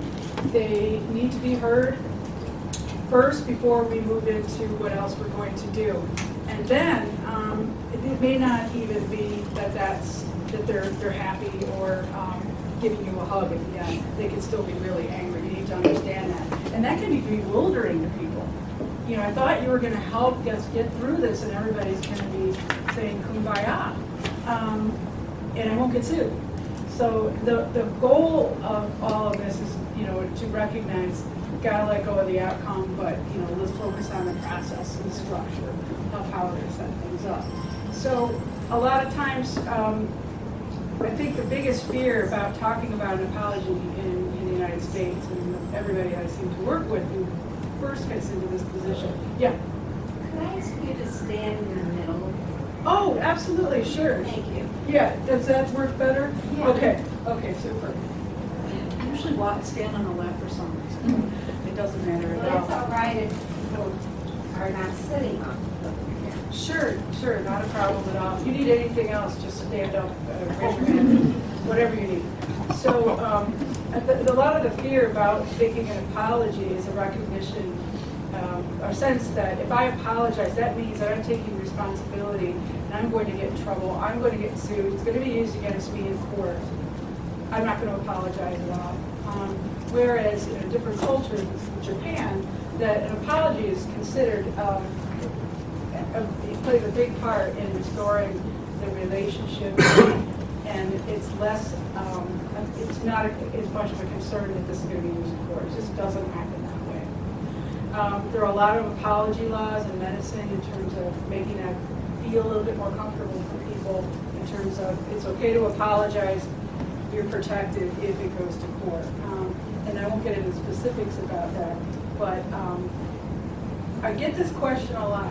I say, Kelly, something happened where I prescribed the wrong medication and I need to talk to the family.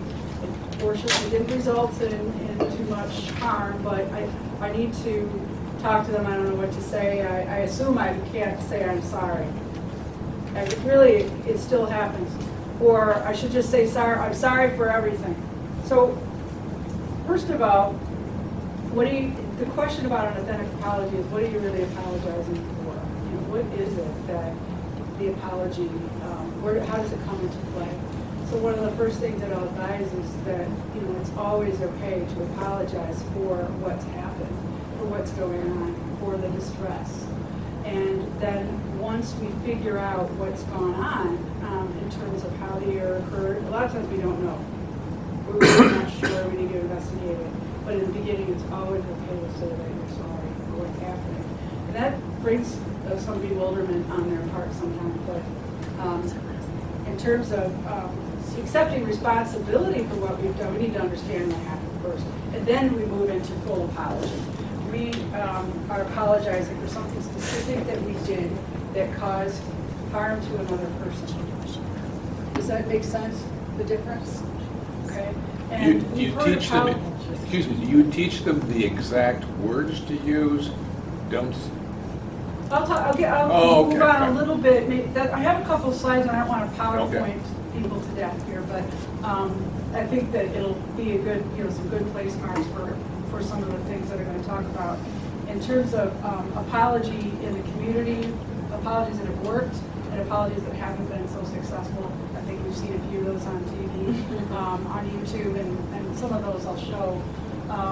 But one of the things that we start with is that a lot of people don't apologize because they don't understand that an apology is needed in the first place. I don't know if you've run into this. That why would I want to apologize? I haven't done anything. I don't understand what it is that you're getting at. Yeah. So a friend of mine does linguistic analysis, and she says that women are apologizing constantly, all the time, whatever. Every conversation starts with, I'm sorry. Yes. Can you fit this into what you're saying? Absolutely. We can definitely fit that in. I think it might fit in a little bit later as we move forward, but that's true. An apology for what, too, is, I'm sorry. I'm sorry you were born. That's what my grandfather would tell me.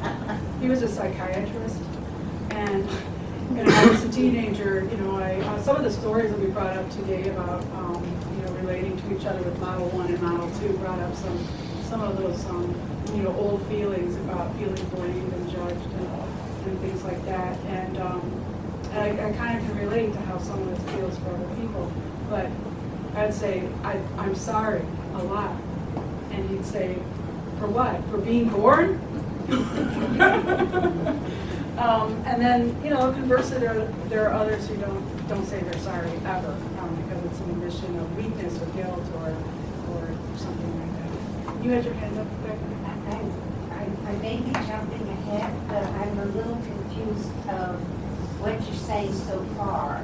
That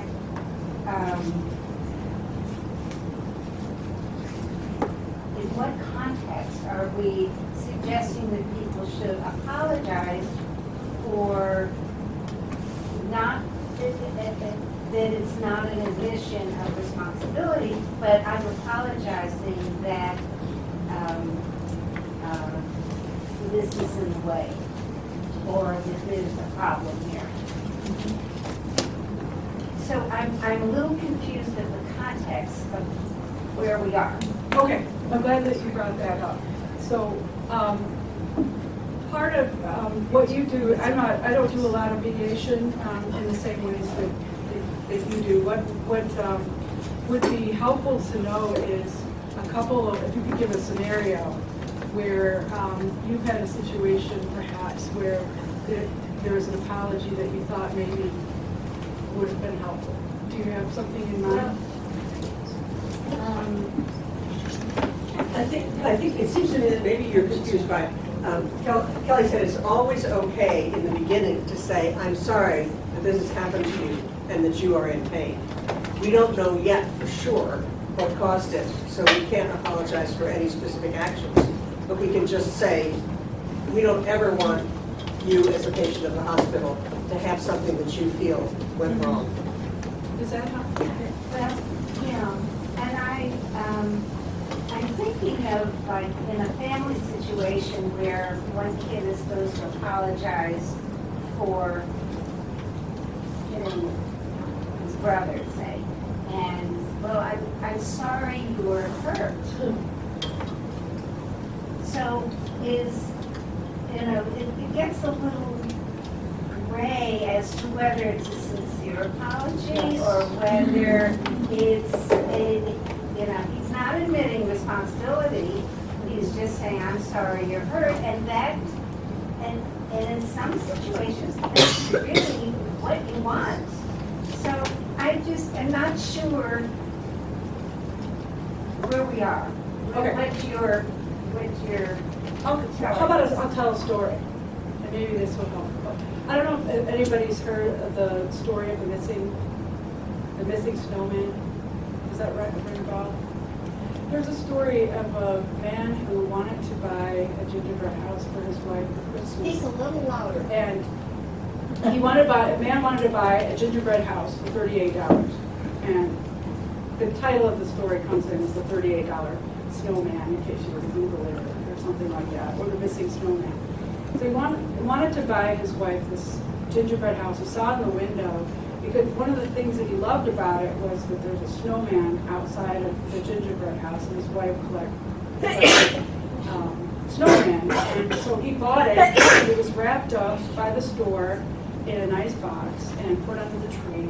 And the day of Christmas, he was, the fire's burning, and it's a nice atmosphere. He's really excited. His wife's going to open it up. She opens it up, and it's a gingerbread house with a statue of a little girl outside of it. It's not what he was planning. Probably wouldn't have even bought the gingerbread house in the first place, but it had to, because he was looking for the snowman. So he went back to the store, and he was really upset over this. He was really disappointed, and said, I thought that I was getting a gingerbread house with a snowman, and I want you to acknowledge this. I'd like some kind of payment or recognition that this was wrong. And they said, sorry sir, why are you coming back so late? Why didn't you return this earlier? We can't exchange this or do anything for you because it's past the deadline for return policy. Would that made him really mad? Why did it make him mad, do you think? Because it was Christmas. Because he didn't get what he wanted. What might he have been looking for in this situation? An apology. An apology. This really meant, all the things that we talked about today, this really meant a lot to you to have this. We've disappointed you. Is that right? And he got none of that. And he spurred on to actually go ahead and file suit over this. Over $38, one would say. Why would anyone bother? It's going to cost you a lot more money to go through this process.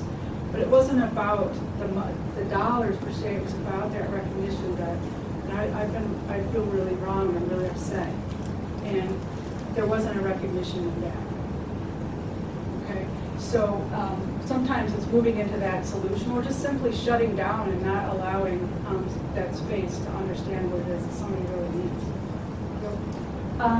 There are oftentimes the apology actually got into my nerve. When I come to like that situation, if I say, well, this is not what I expected, I didn't have a snowman, I thought I got the snowman. And if the shocked person says, like, I'm sorry how, you got upset, but there's nothing I can do about it, type of thing.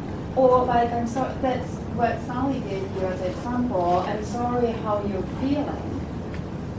I get a little bit more upset because I feel like this person is not taking even acknowledging what they did caused this feeling. That's right.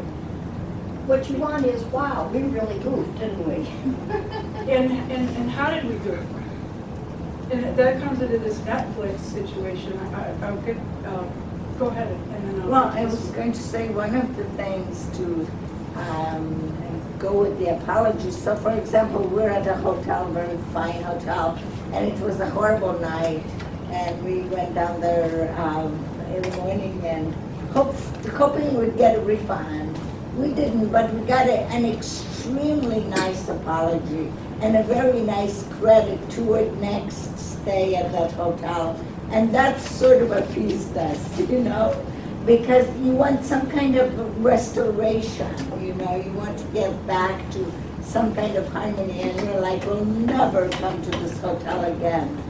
But so I think there's, as she says, you need a little bit more than an apology. You want some kind of compensation. Yeah, you know? and that goes back to the point in the beginning about apology doesn't substitute for reparation. Right. And what, you know, financial compensation or otherwise. And in some of the situations at the hospital, patients and families want to use their story to educate other people in the healthcare professions, understand how it felt for them and what their experience was interacting with us. And so they've been involved in video taping or things that are meaningful to them. We can't always know what that is unless we figure that out and spend the time understanding what their needs are. Just to piggyback on that, we had exactly the same experience with exactly the same response, and we were never going to go back there, but we did because of that response, which came, you know, a couple weeks later. Went back and had a good experience, and so, you know, that was the perfect thing for a cocktail chain to do. Yeah, that really does make a difference in terms of, you know, it can take such a really strong stance, and I'm done with this place. I'm never, and then hearing the acknowledgement. I just happened at the car dealership that I've worked with. I've had some, you know, I won't get into specifics, but just things that need to be repaired more than once. You know, they should have been repaired the first time. And, you know, I got a sense of, well, first of all, it was a denial that there was a problem. You know, there shouldn't be an issue. You know, we don't hear any noise. I hear the noise. I hear it. It's bothering me enough so that I'm taking it in today to try to get someone to recognize that I hear something, there's a problem. And then moving towards what we fixed. It's all done. It's all fixed. It actually wasn't fixed. I had to bring it back. And what I wanted, what my needs were somebody to say, this must not be very fun for you to have to leave work and come all the way out here. And, you know, once again, you know, after you thought it was fixed, in my hearing right, something like that. It was more of a, you know, well, we'll see what we can do. You know, I don't know. I mean, I'm not sure what can be done. And what I really was hoping that I would get is actually free, you know, no, I didn't want to be charged for it, number one, and also recognition of my time and you know, those sorts of things. And I almost left them until I met a compassion, another person that was able to help me, and we restored the relationship. Yes? Another piece of it for me, and I suspect many other people, is not just dealing with my own upset or whatever, it's not wanting other people to run into the same thing, whether it's educating the people who are providing the service or you know, getting them to change their practices or something. Like yesterday, on my way to the training, I stopped in Starbucks and got my chai, and I was getting in my car and I go to sip it, and it just, instead of coming out the hole it's supposed to, it came out before that and all over my shirt. I looked at the cup, and the cup was kind of crumpled a little bit. And so this morning I went back there and I mentioned this to them, and I said, oh yeah, that batch of cups we got, we've had a lot of complaints with stuff like that, and sorry, this one's on us, and tomorrow's or next one also, and really sorry. And so I got that, you know, not only were they handling my upset, but they were aware of the situation, and obviously they hadn't done quite enough to fix it for the future, but at least they, anyway, I felt like Yeah, you mentioned something that's really valuable, and that's the sense that, you don't have to, you're not concerned that they're not going to learn something from this, or that it will happen again. And we know that that's very, very important in the hospital setting in which we work, is that we understand through reviewing, this is what contributed, and these are the steps that we've taken to prevent this from happening again. And I think sometimes in the world that I'm in, there's a tendency to move really quickly into, here are the ways that we fixed it, without allowing someone to tell their story and say, I'm really pissed off about this, and I'm really angry, and I want to sue you, and I want this, and I want that. And being comfortable, well, it's never a comfortable situation, but being able to allow that to happen, so you really get at what is it that is meaningful to the person that's been wronged. So I use this Netflix, do you remember the Netflix situation that happened? People felt very angry that all of a sudden they're going to be paying more for less, essentially, when the streaming came out, and it's very upsetting to a lot of people. And a lot of people have left Netflix since then. They lost a huge customer base, and a lot of it had to do not just with the first injury with that, but how the CEO responded. And at first pass, wow, that's great. The CEO came on and talked to the public. I think he did a YouTube video. He wrote an apology. He's acknowledging that there's a problem, but it didn't work. Does anyone know why it didn't really work that well? Okay, so I gave a little snippet of it, and this is how it starts off. Okay, so right here it talks about an explanation and some reflections. Okay, so this is an apology, people wonder. Then why is it an explanation, right? What does that mean? I thought you were apologizing to us. So are you explaining? Or, it causes a sense of not trustworthy right from the beginning. It's clear from the feedback that many members felt we lacked respect. How does that feel? I'm sorry you felt that way, right? That's what it comes across as. And it came across this way to many, many people. Sorry you guys were upset, right? Sorry. Is that an apology? It's not really an authentic and honest apology. It's and this is frequent. You'd be surprised that people think this is an actual, CEO of a big company thinks this is a legitimate apology, right? It certainly wasn't our intent. And I offer my sincere apology. I'll try to explain how it's So, another thing too is that people found that it was impersonal. It was impersonal in a number of ways, and we could probably talk all day about it, but I owe everyone an explanation. I owe everyone an explanation. Everyone is not you. It's not me. It's not an individual, recognition that you individually as a customer had or said over this. It doesn't also, I wasn't able to put the whole thing up here, but it's actually a really interesting one because there's so many points in it that backfire from it. And it made things worse. And that's another thing I wanted to mention today too, is that, an ill-timed and ill-formed apology and not explaining some of the differences can make things worse and inflame the situation.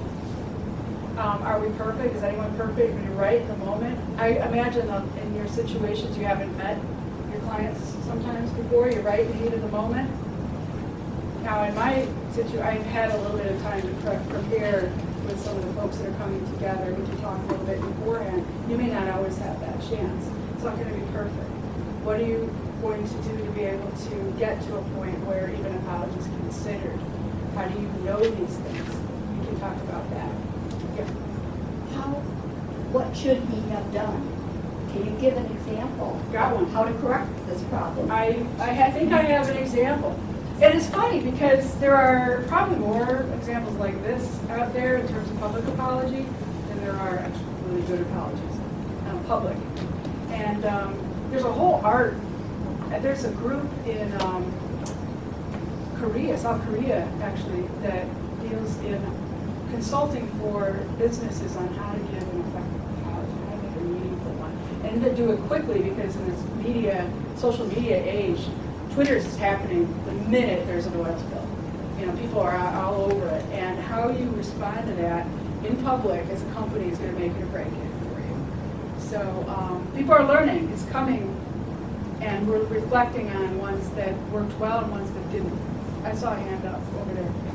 So if he had said what he said, and he went ahead and he did the explanation, but they changed their policy, would it have been fine?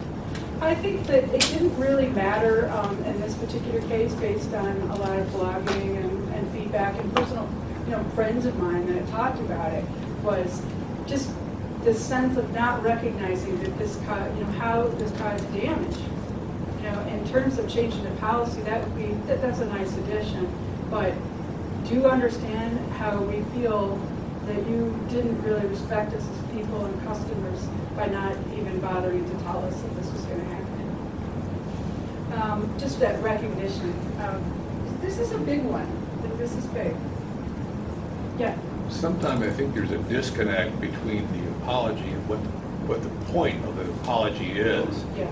That with corporations sometimes, I just think my perception is we want to stop losing money in customers. That's why I'm apologizing. Mm-hmm. Which, by the way, is oftentimes the real reason they're apologizing. They wouldn't apologize if not 10,000 people didn't sever their contracts with them. And so that's a fine line that you're walking. The real reason is the bottom line, but we're really sorry about what. Yeah, what is it that you're apologizing? Yeah. It's never, this isn't easy stuff. No, it's tough. It's really It's tough. really tough. That's why people avoid it.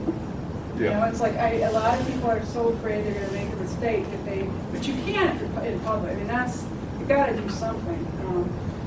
Sometimes we wish that nothing had been done with some of the ways things are handled, but there has to be some response to this, even if it's not perfect.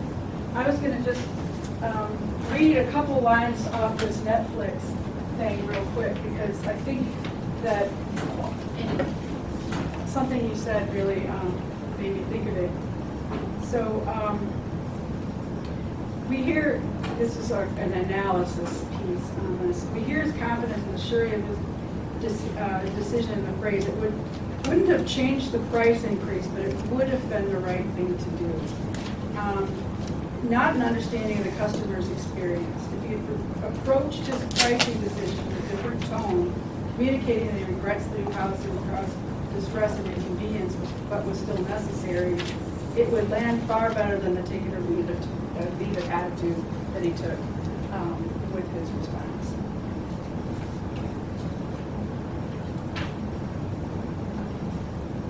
And he talks a lot about himself in here. Goes on about we were trying to do this, and a lot of explaining, but really that skipping over the piece of this really this is not a cool thing to do. Do you remember? Yeah. I'm a little conflicted with this one, because the approach that we are looking at, that he first said, I messed up. And to me, that's a recognition. But why this one wasn't, and I'm sorry how you feel, is after I messed up, is to me it's apology. But I think this one, the reason it wasn't accepted very well was because after he said I messed up, he went on and on and on. Yeah. That's the portion that not necessarily how he said, like, I'm sorry, is oftentimes when I feel the person owns and acknowledges their mess up, it makes me feel that's okay. And can I speak to that? Yeah. In terms of what we were talking about, in nonviolent communication, we really don't do apologies. And so it was an interesting mix to have Kelly be part of this while doing NVC. In NVC, the apology model fits into the model of shame and blame and punishment and reward, versus this idea of, I'm really regretting that I did these things that caused harm. to you or other people. So when we say I'm sorry, there isn't any meaning behind it versus I'm going to take ownership for what I did. I'm accountable. And I'm going to tell you my feeling about it. I'm deeply regretting that I did this because it harmed you and these people. And what I want is I want to make it right by doing these different things.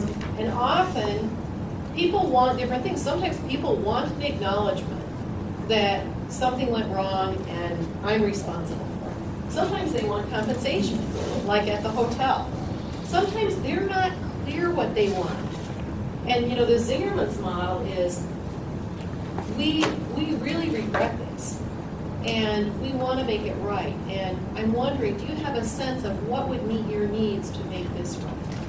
Then suddenly the responsibility is on the person to say, well, what will make this right for me? And 98% of the time with Zingerman's, the things people ask for are even below what Zingerman's would be willing to do to compensate.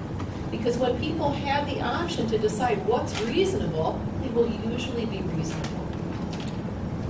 Thank you for that. That really helps. And we were talking at the break about, I manage a group of folks at the hospital that deal with customer service types of matters, you know, how they were treated by somebody, an employee at the hospital, their attitude, which brings out just as strong emotions as other bigger things. But I overheard one of the people that I supervise on the phone the other day, and I heard him say, granted I only heard one part of the conversation, but I heard him say, what is it that you want me to do for you? And he didn't say that, but what is it that you want me to do for you? And I thought, how would I feel listening to that on the other end? What is it that you want me to do? Sort of like, okay, let's move on. You know, this has a sense of what, right? In a way that you phrased it through, you know, the Zingerman's motto, and how you ask that question without, and a lot of people, when you talk about money, at least in my world, a lot of people are afraid to bring it up. They're ashamed to attach money to some of the things that can happen.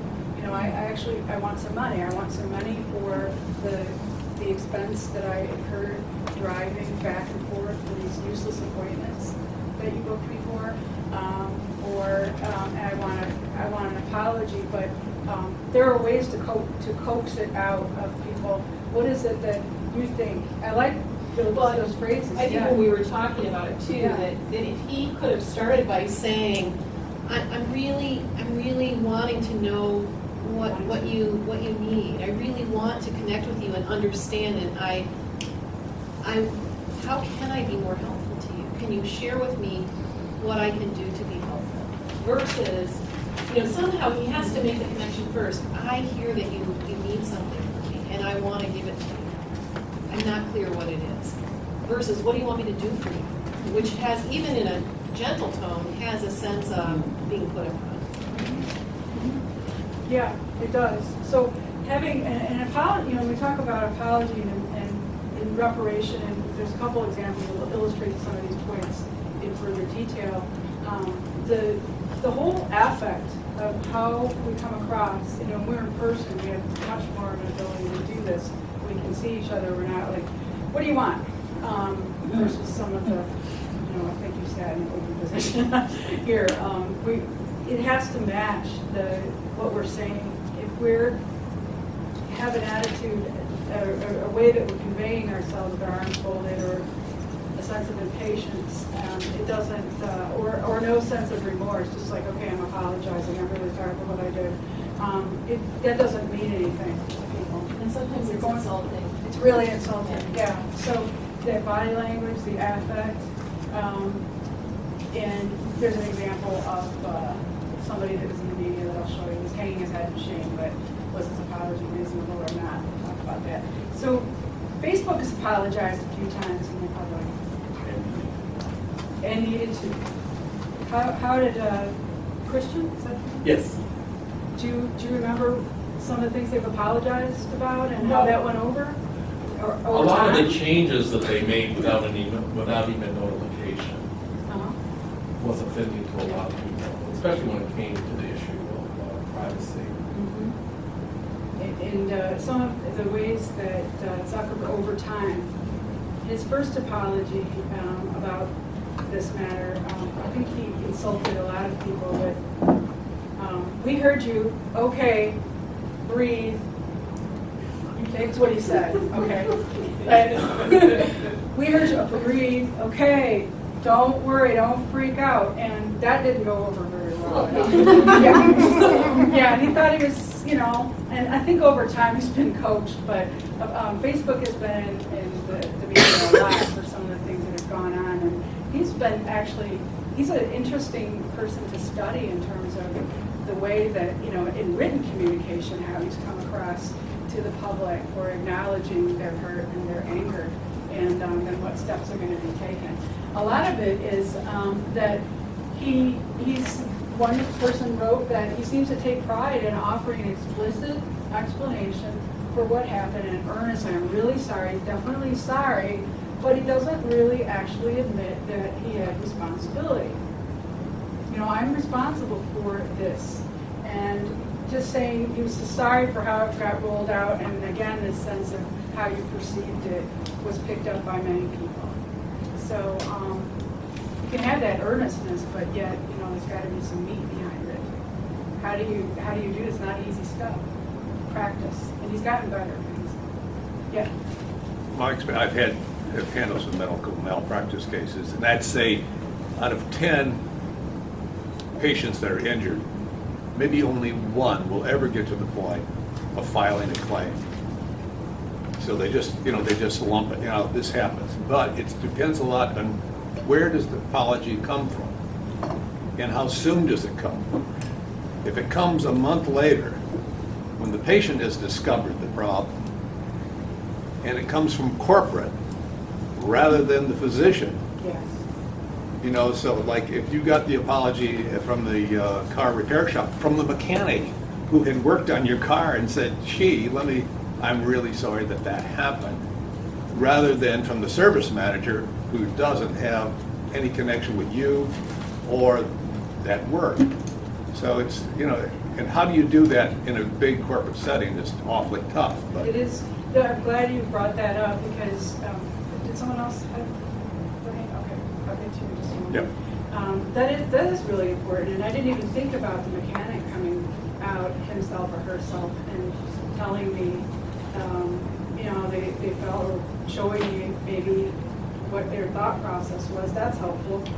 Is rather than you just screwed up, that maybe I was thinking that the rims look this way, but I can see in this light that, or you know, some sort of explanation or showing me and coming out as the actual person involved rather than the corporate entity, you know, trying to keep me as a customer. Because when it comes from corporate, it shows disrespect for you. Mm-hmm. There's no personal connection at all. And so, you know, there's that barrier right there. So even when the apology, if well crafted and worded, if it's coming from somebody who is they don't really feel that way. You know, this is their job to issue apologies. That's right, and not everybody's very good at it. Yeah. That's another thing. Sometimes, unfortunately, in every business or any hospital or healthcare environment, there are people that are better communicators than others. And I had a situation, if I could illustrate with a story for a moment, and I'm mindful of time. Do we got it till 11? It's, we're getting close. Okay. So I'll talk about this pretty quickly.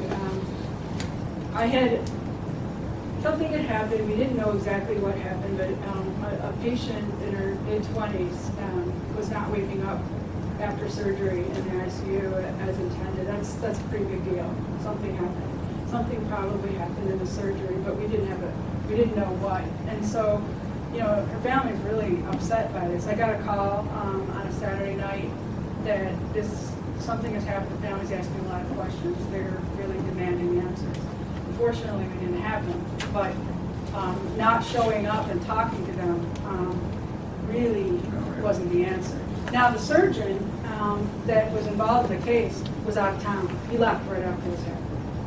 So that did not help at all because here's, you know, somebody like me talking and interface because somebody needs to make contact. but I'm not the real person that was involved in this and may be able to, lend something more to the conversation and show some expression of, I'm sorry this has happened to your loved one. We don't understand yet all of the things that are happening, but we promise that we'll keep in touch. Those kinds of conversations. Well, he was defensive from the minute this started, and he zoomed in without much coaching and just said to the family, I'm responsible for everything. And they were in their moments of, meeting with it just was bad timing, and they called me and said, what did he say? He's sorry, he takes full responsibility for what? For what? So that did not help at all. And he felt like he'd swooped in and done his thing. He made an appearance, and and then I said, so how did it go? And we, debriefed. He said, I just said I'm fully responsible. Isn't that what you guys tell us to do? No. So in terms of future conversations with the family, we didn't make a decision about whether he was really actually a person we wanted to include, because he made things worse and they were angry with him. And I don't think that any amount of coaching in that situation in real time was going to be helpful. So we decided with this permission to involve someone else in this area, another physician, to help with better skills. So, but another physician, I think that was helpful versus the hospital. Why would realistically, I go into this because I want to really get to the bottom of whether we harm somebody or not and learn from it. I wouldn't do what I do because I'm a former ICU nurse and I'm all about taking care of people. But why would anyone trust me? Who are you? You work with a hospital. Why would you trust me? The things that allow me to even get there are a lot of things that I'm going to take back from your talk this morning in terms of just holding space. Now, I'm here to tell you what we're doing to fix it, and you want some money, right? That maybe there's more that I need to do. I don't know. I need to ask and find out. And now I have some more skills to use. Did she ever wake up? Oh, you want to know the whole? I didn't. Yeah, maybe I should tell you the whole story. Yeah, she did. Gosh, this was a while back. This took a lot. And another thing too, in mediation is probably a different story than when we have something where it's taking us a long time to figure out what happened. It's not always very clear cut. So there are many conversations, and I think in this particular case, as we got information back, she did wake up. And she did have brain damage, and it was an absolutely devastating story. And it was what? She had brain damage. It was absolutely devastating. It was devastating to the people that were in the operating room, to even consider that they may have had any part in harming anybody. Most clinicians go in to heal. It's never their intent to harm anyone. And and then the sense of fear on their parts of.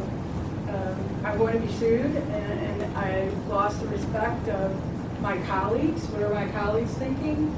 And what is this patient thinking? They're going to come see me again. And then you got the family. So they just wanted a lot of answers. And we did figure out that we never really got to the bottom of what happened. We wound up settling it because we had enough issues with how long it took us to recognize something that happened in the operating room. Was it the anesthesiologist?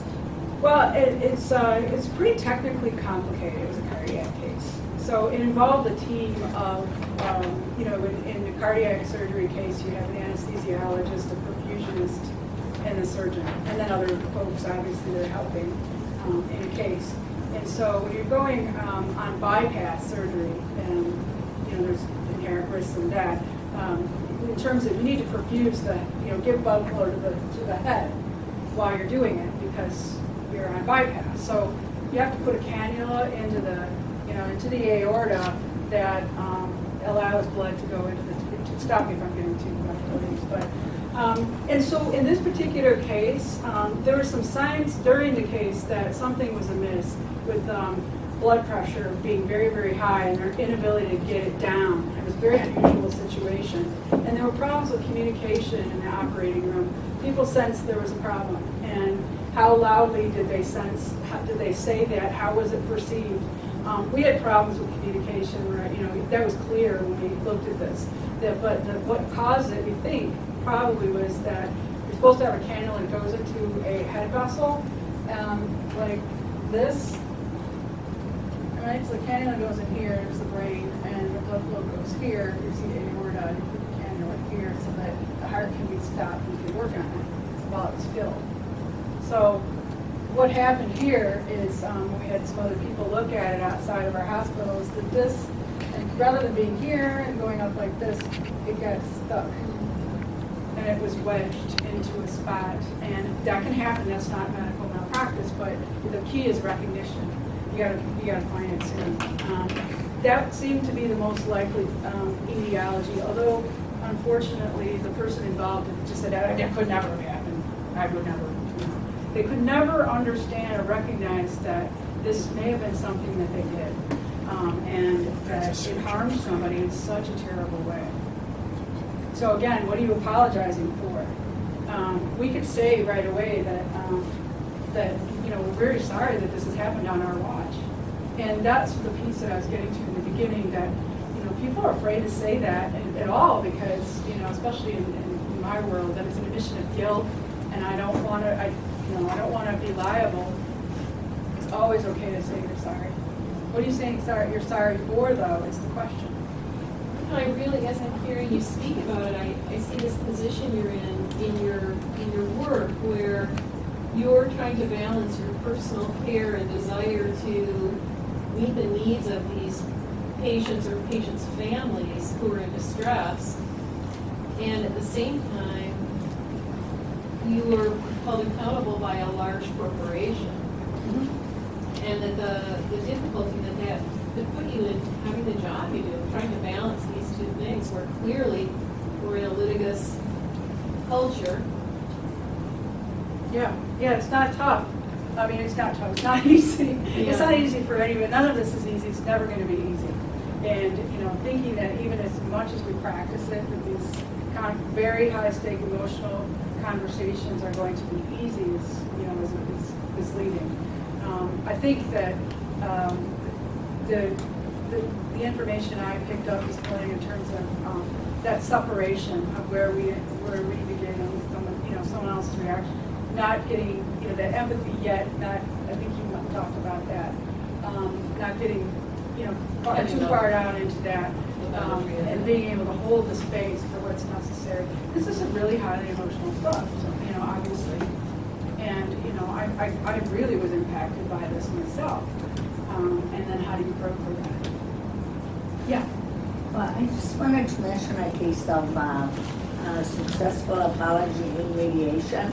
I was observing, as I have done a lot lately because of my immobility right now, and the case was going absolutely nowhere. And this person was an absolutely expert mediator and just simply apologized and said, I think I just asked the wrong questions, or sorry, I really apologize, this didn't go anywhere. Let's start all over again, pretend that didn't happen, let's erase the void, and let's start over. And it was the most successful completion of mediation I had ever seen. I mean, because this was truly a masterful mediator.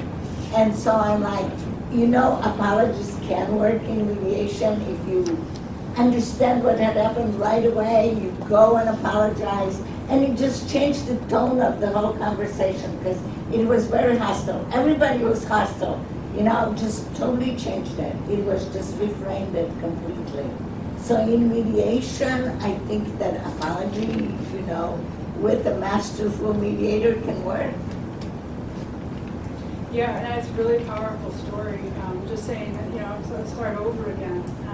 And I like that because I think that there are times when I reflect back that we could have used that as a really effective strategy to, not have people pick up all their belongings and leave. That's happened sometimes. And, maybe to recognize that earlier. And it's really hard to always know or put on a PowerPoint, at this point, this would be the time to start over or something like that. It's an art. So any little piece that we can learn, about this, I really like that. I'm Just sorry. curious. Great. Yeah.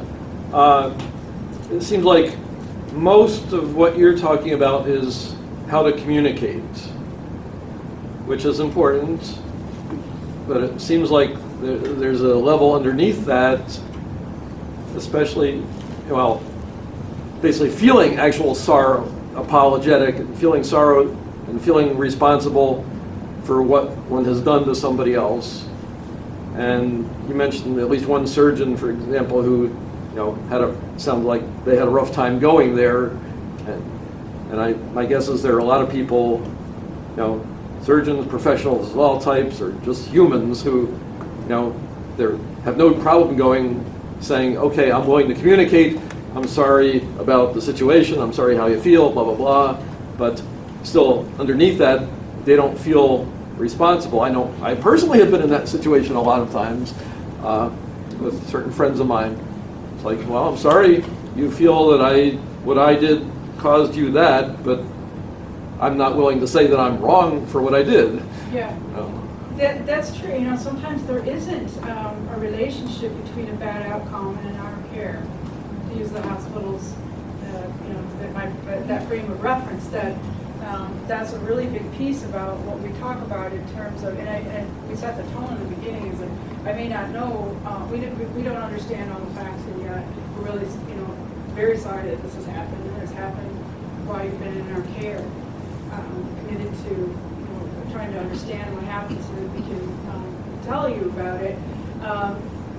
There are times when, despite our best efforts and despite the best care, we have unexpected outcomes that are unfortunately, when you're dealing with high risk things, that is something that can happen.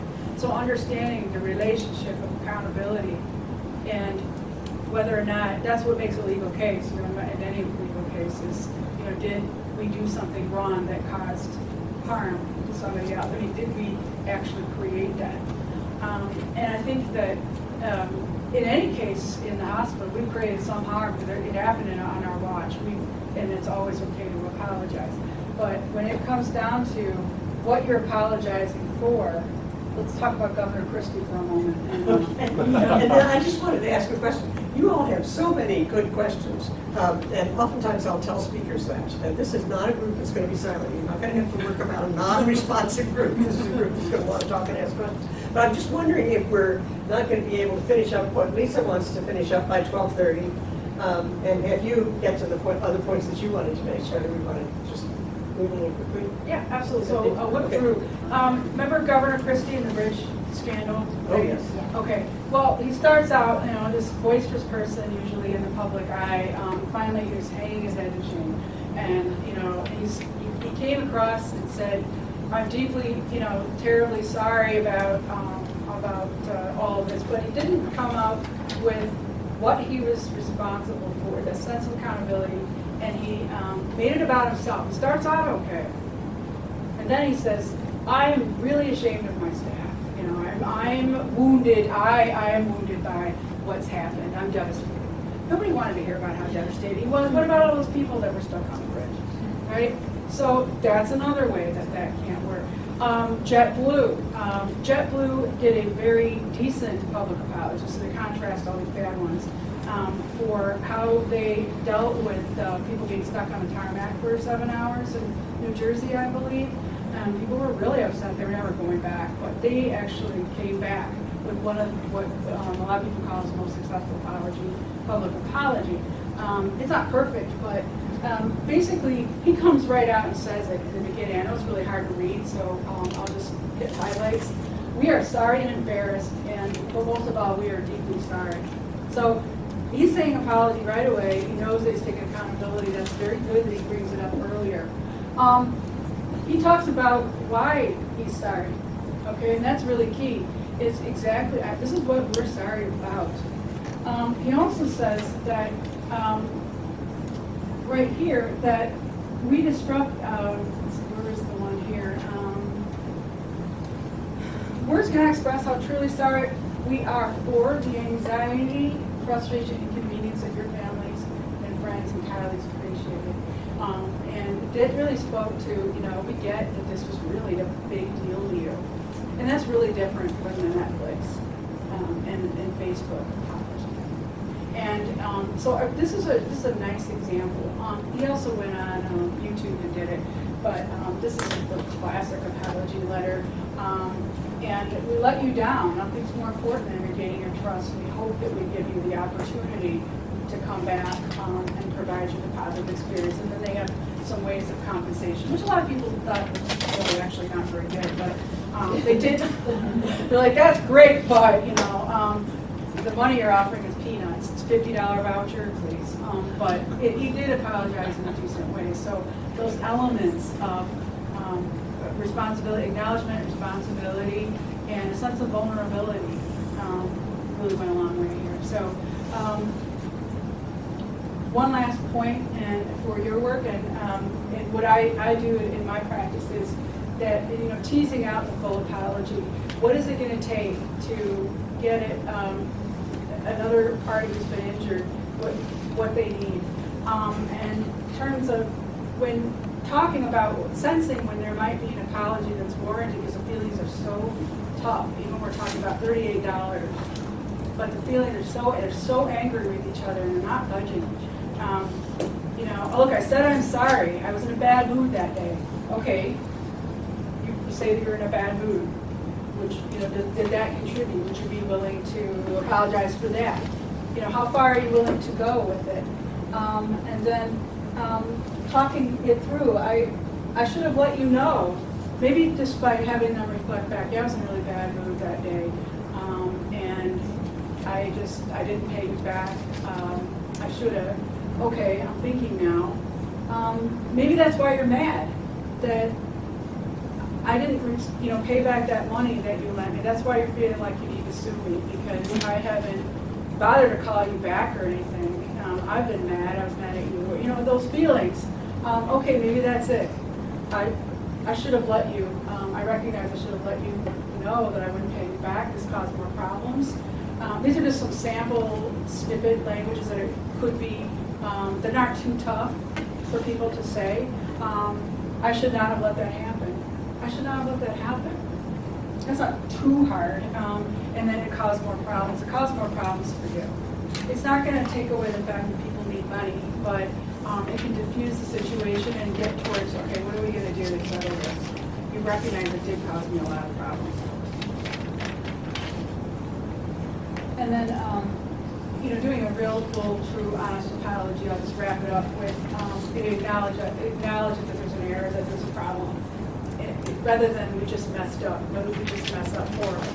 Even though saying that I messed up is a really good start. That's key. Recognizing that I made an error. And then commits to understanding what happened here so that it's not going to happen again. We're not going to let you sit on the tarmac for 7 hours again. Here's what we've done to do something differently. I put this in because I deal a lot with patients and families and the provider, and that's another piece too. For the other person that's involved, it's helpful for them to move on and get some healing. It's a big deal for them too, especially when they realize that they've harmed somebody else. And wrestling with all that guilt and harm and shame can really be relieved by talking about a full apology when it's warranted. So that's, oops. Could you turn it back on? I didn't get the last one real quick. Oh, sure, absolutely, yeah. Thanks. I don't pretend to be done. This would be an all day in the workshop, but. Can you make available some of these? Absolutely. Yeah, I want to keep the slides brief and with pictures just to talk today, but I actually have something that's a little more robust, and if you send it to me, I can send it. Absolutely, sure. I know there's been a lot of questions already, and that's okay. I just have a question. So I would imagine that fear of recrimination is one of the things that prevents people, particularly physicians in the hospital or the hospital itself, from making an honest apology. But do you have any information on what happens after that apology? Do people? I imagine there's a sense of relief, but what kind of happens are people more forthcoming with apologies once they realize that there's the process? Like, what have you seen in the years that the hospital's been taking this approach? In terms of how the patient has received it? How the physicians are in the hospital is at making an apology. So it's probably fear of getting in trouble, of that liability, of the medical malpractice lawsuits, of the big dollars that prevents the apologies in the first place.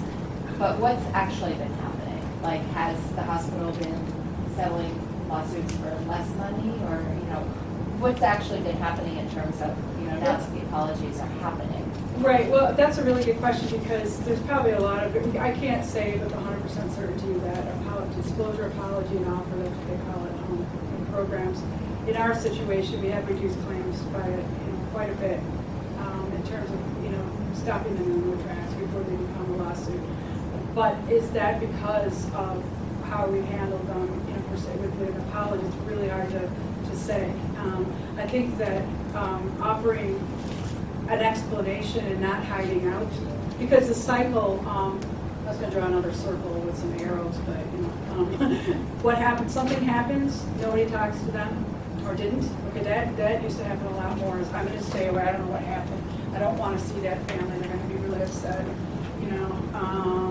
Why should I go? You go talk to them. You're better at that than I am. I still get that. But and then that creates in their mind, and they talk to their neighbor, boy, that shouldn't have happened to you. You shouldn't have a scar from that. That should not have happened to you. Well, nobody's talking to me. Something must have happened that, they're hiding out. And then that drives them to get an attorney. And so interrupting that cycle is really key at some point, is communication too. And no word, I found this is a lesson that we've learned too, is it just takes me or anyone a while to figure out what's going on, or to get in touch with somebody. I need to check in and let that person know, no matter what, that I haven't forgotten about you. Ongoing that's a big lesson in all the hospital. Everybody's learned. You got to, try to. I don't like saying manage expectations. It's a little, patronizing, but letting people know it could take a while. Like that. So it's incorporated into the residency model, nursing. It's core day one. This is what we're about, and so it's become a lot more common, but it's still difficult. It's still really hard. Thank you. Yeah, thank you. Absolutely. Okay. My pleasure. Great questions. Why don't we take 5 minutes, 5-minute break, and then we'll come back. I didn't hear you. Clap once if you hear me.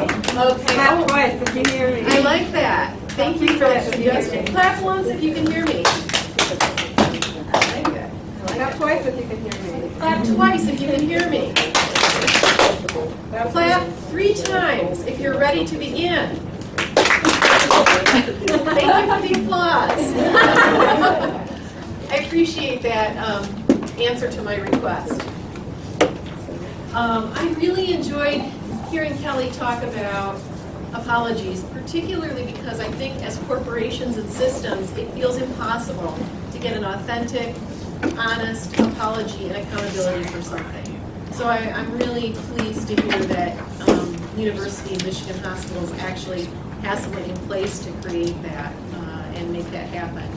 And I feel hopeful about the future that a corporation can, for whatever their motivation is, feel that this is of value to them. So thanks for sharing that, Lily. Is that a cowbell? Maybe that's what I needed to end a break. Okay, so we have a little bit of time left, and what I'd like to do, I'm going to change up the agenda a little bit. I was going to have a practice that I'm not going to do, and instead I want to practice on the idea of how we do soothe ourselves. And I'm just curious, has anyone as a mediator, how can I phrase this in a positive, who has had, in your years of doing mediation, whether you're a new mediator or had lots of experience, have you ever gone through your time and not had moments of anxiety and physical distress while mediating? Anybody been free of anxiety and physical distress while mediating? Really? I didn't know, was that unusual? Yes. You mean every time? No, I'm saying, just, yeah. Is it common to sense a little anxiety or distress in a mediation? Would everyone, is there agreement with that? My guess is you have ways that you manage it and you deal with it. Could someone share with me some of the techniques or ways that you manage in the moment? Humor. Humor, okay. Now, humor can work really well for some cultures, and for others it's insulting, right? You're probably aware of this. Yeah. I love it as a strategy. Yeah, it can diffuse tension, it can create affiliation. What else? Christian? Let's just take a moment and take a deep breath. Right? That pause? Yeah. And how do people respond to that? They respond. I Yeah. think everyone is in a place where something needs to happen to bring it down. Yeah, yeah. I love that for a couple of reasons. One reason is it creates an intentional pause. So there's an acknowledgement that there's tension and things are escalating. The other thing is you're breathing. And what happens when we breathe? If we're really fully breathing, we're expanding energy out into our whole body. And then we're releasing air and softening. What do other people do? Take a break. Take a break. So actually saying, you know what, I'm sensing a lot of tension and this is getting heated and I think it might be a good idea for us to take a break. How about we go get some water or have some coffee? Yeah. Or the extension of that is I think we've covered enough for today. I think we've reached maximum benefit today. Other things that people do? Letting go. Just letting go. This. I couldn't give you letting go. It's not up to me to solve their problems. It's up to them. So then I get back into the process more than feeling responsible Yeah, so for their happiness and the rest of their lives. So for you, there's some self-talk that happens about, oh, I'm getting really attached to this. I'm holding on in this way that might prevent me from relaxing and really holding a space. I'm going to intentionally step back. With that, Yes, is that that's about right? Yeah, maybe not your exact words, but right. Yeah, yeah. Sometimes I do some self-talk about why am I reacting to what's going on, and sometimes it's a clue to what's going on in the session. Yeah, isn't it? Yeah. Can you talk a little bit more about that? Can you give an example of that? I don't mean to put you on the spot. Yeah.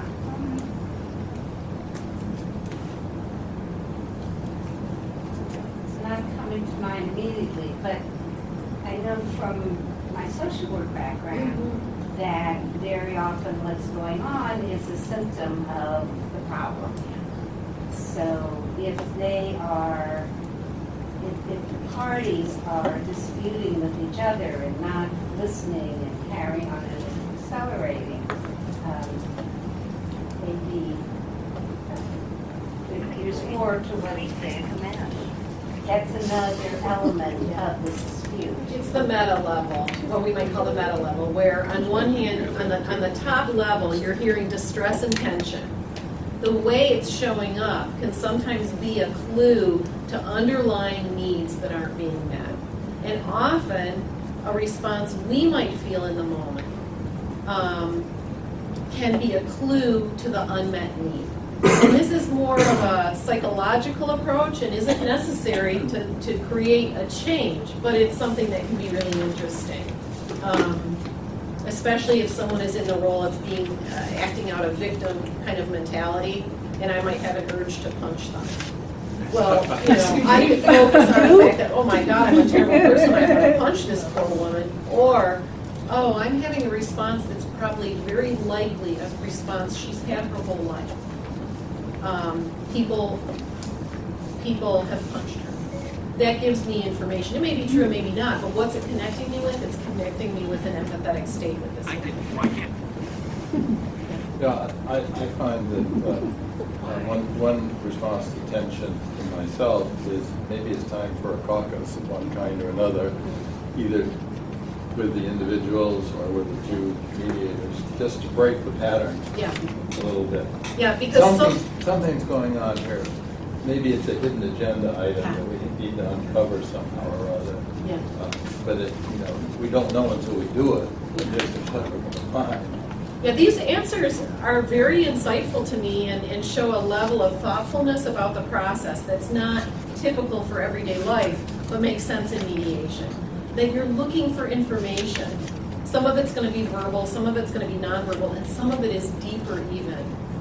It's the meta level of what is it underneath. And the more clues we have to narrow in on what does this person need and how can we address it, the better we are at building affiliation and connection. I want to talk for a moment about breathe, body, need. This was another thing that I learned during the mediation MVC training in Columbus with Ike Lassner, but I think other people use it as well. And it's basically, you know, when we're in situations of high anxiety or stress, our more developed brain isn't necessarily as connected to us as our lizard brain is, the deep brain, and the part of the brain that reacts quickly in, you know, fight, flight, or flee. And when we're in a stressful situation, those are typically our responses. And I'm sure this is something you've all heard before, that our tendency is either to stay and fight, to leave the situation, to flee, or freeze is another one where we become paralyzed. It's really helpful to notice what your own general typical response is. Not like one of them is better than the other, but we tend in general to have one that is our default. And the more we know that about ourselves, the more information we have about how to self-soothe and care for ourselves in those situations. For me, I've always been a fighter, so I get provoked easily and I get into the mix easily. So for me, my work is always to settle and be quiet and calm myself and be patient. Other people, they get paralyzed and they can't function because of that paralysis, or they're avoided because their tendency is to run away. Knowing your own tendencies is helpful in terms of being able to create a response that works best and most effectively for you in any situation. This model of breathe, body, need, which is in your handout,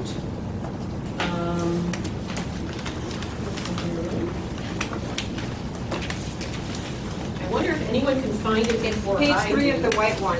It's the white one, and what's the number on the bottom? It says page 3 at the bottom. Page 3, thank you so much. When we're in the middle of a situation that's causing us a lot of stress or tension, let's say there's a mediation and there's tension and it's creating more conflict or more distress, and we're moving out of the space of being able to be helpful. This is just another tool in the toolbox. It may be that you'll make a joke. It may be that you take a break. It may be that you stop and invite everyone to take a deep breath. Before some of that can even happen, you may be at a point where you're noticing for yourself anxiety and distress coming up. And this is an opportunity very quickly and easily to check in with yourself with this phrase that's short and clear, breathe, body, need. Because when that lizard brain is activated, it helps to have something short to grab onto. It's fairly self-evident. The first thing is to notice our physical sensation and breathe. When we breathe, we're slowing down and taking the time, especially if we consciously inhale into sensation, inhale into awareness of our body, and exhale into softening and relaxing. So along with the inhalation and the exhalation is this idea and concept of inhaling into body sensation, noticing what's my jaw doing, noticing if I'm getting a sense of goosebumps on the back of my neck, noticing am I flushed, noticing am I tight in my diaphragm or clenching in my guts, noticing are my toes curling. Having that awareness, and then on the exhalation actually letting the attention go to softening and relaxing all the parts of the body that are holding that tension. It can happen really quickly, especially with practice. Part of the breathe is connecting with the body, noticing all that stuff, letting the breath help that, and then going to need. What do I need as a mediator in this moment so that I can effectively help these other people? It may be, oh, I need a break because I can't manage this. I need to empathize with them. I need some emergency self-empathy. I need to say to myself, it's okay. I'm noticing a lot of tension and upset because this is a distressing situation for me. I can't solve everybody's problems. I can take care of myself in the moment so I have something to give back to these participants.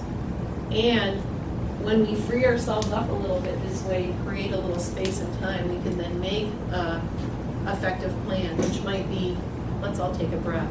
Or as Christian suggested, you know what? Let's all stop for a moment. Let's take a couple of deep breaths. Let's slow this down. Let's connect with what will happen next. So pacing and suggestion based on our own self-empathy first.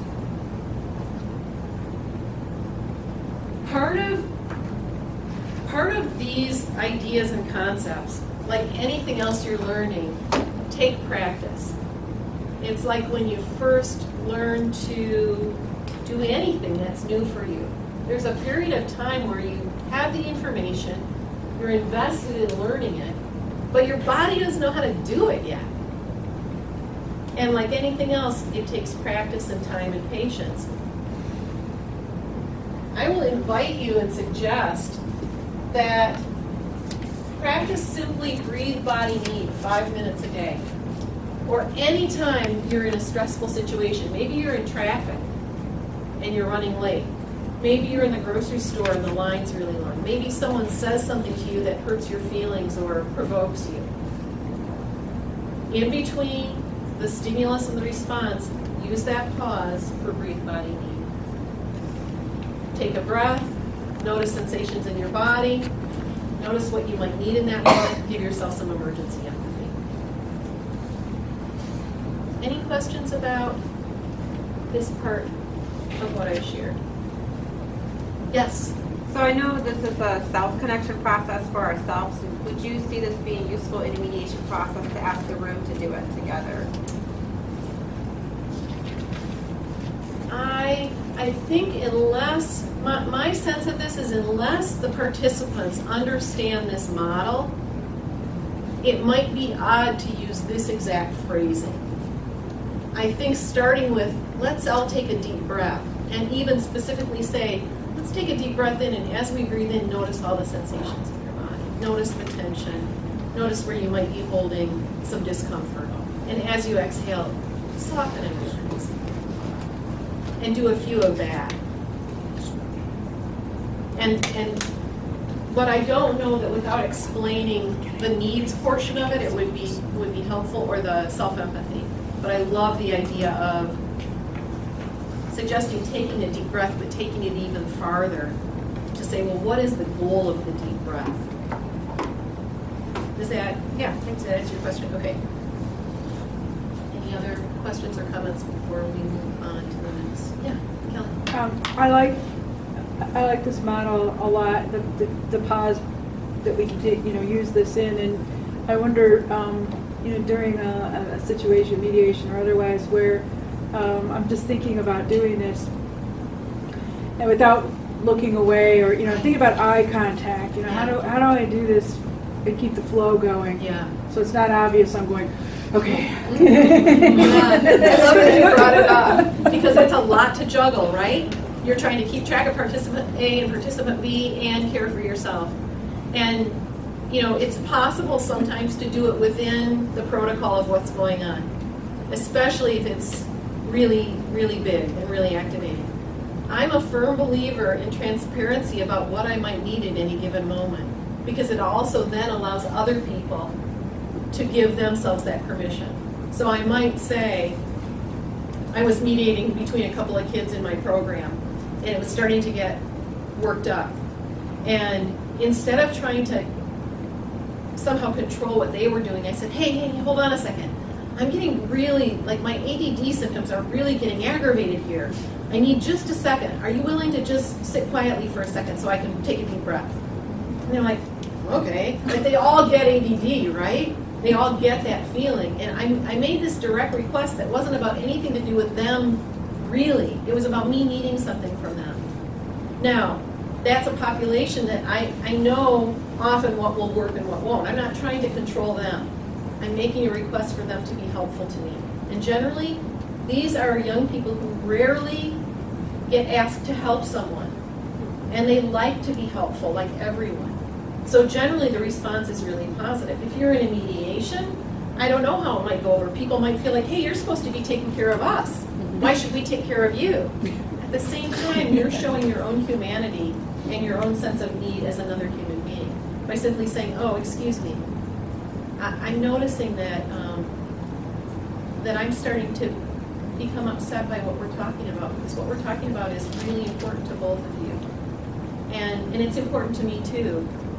I need to calm myself for a minute, and I'd like to take a moment just to do that, and maybe you'd like to join me. You have these skill sets to read who your participants are, who your people are, and what might work best. And really, you can try it, and if it doesn't work, well, you can mourn that for a moment and decide to do something different the next time. If it works, you can celebrate it and say, great, I'll know that this is a technique I can use. I'm looking at the clock. I wanted to do a very brief, I wanted to lead you through a very brief meditation for yourselves, but we really don't have time. So I think what I'd like to do instead is do it in a different way, and that's a much more kinesthetic way with breathing the way we're talking about. So what I would like is for everyone to stand up for a moment if you're comfortable. If you're not comfortable, stay in your seat. I want this to work for you. But we've been sitting a long time. So if you're on for standing up, step away from your chair just for a moment so you have a little breathing room. And I want to show you this because this is something you can pretty much do anytime, anywhere, with only your own self and a little bit of quiet space. So I'm going to lead us through this very brief thing, then we'll come back together and complete our time together, and then I will stay for question and answers if anybody wants to do that. So bring your feet together about hip distance apart. If you're not sure what hip distance apart is, give yourself a little jump, and where you land is generally your feet under your hips. Good. And you'll be surprised, it's probably closer than you think it might be for those of us who have body images that are not necessarily accurate. Take a moment, and if you're comfortable, close your eyes or soften your gaze, look down at the floor so that everybody has their own experience. And feel your feet pressing down through the floor into the earth. Have that sensation of your feet pressing down into the earth. Soften your knees and tuck your tailbone. As you tuck your tailbone, lengthen your spine, elongating from tailbone through the crown of your head. Tuck your chin. Gently lift your shoulders up towards your ears, and then let them slowly down. Notice your fingertips on your hands, bless you, and let your hands hang gently and softly from your shoulders. Once again, on your next inhalation, inhale your shoulders up towards your ears. And as you exhale, let out a sound or sigh as you release your shoulders. Again, connect with your breath. Slow inhalation, expanding your belly, expanding your chest, all the way up through your collarbone. Air going out to the ends of your toes, tips of your fingers, top of your head, and exhale slowly and deeply. Softening, releasing tension in your body. And again, at your own pace, gentle inhalations and exhalations. Breathing in through your nose, if that's possible for you, and exhaling out through your nose. Bring your awareness to the muscles of your face and your jaw. Let the tension melt away. Perhaps feel the roof of your tongue resting on the roof of your mouth. The cool inhalation of air as it enters your nostrils. Slightly warmer air as it releases. Feet still planted on the earth, knees still soft, lengthening the spine.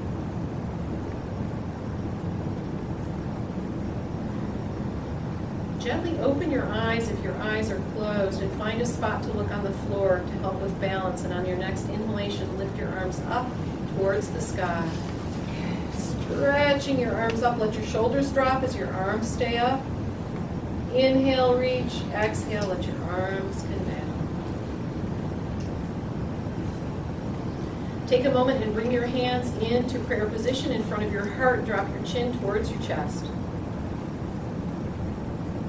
Inhale. Exhale at your own pace. Take a moment and consider something that you can take away from this workshop this morning, something of value to you that will serve you in your personal life, in your professional life, in your community. And on your next inhalation, breathe that right directly into your head, into your heart space, into your whole body, letting it serve you. Exhale, release your hands down to your sides. And when you're ready, open your eyes and come fully back into the room. It's a minute or so away from 12:30. I want to thank everyone so much for being part of this morning. I'm so appreciating your attention and you joining. If you want to comment or have questions for me, please come up. I'm really interested in your feedback. I'd like to be able to celebrate you more from what I have learned from all of you. Thank you so much.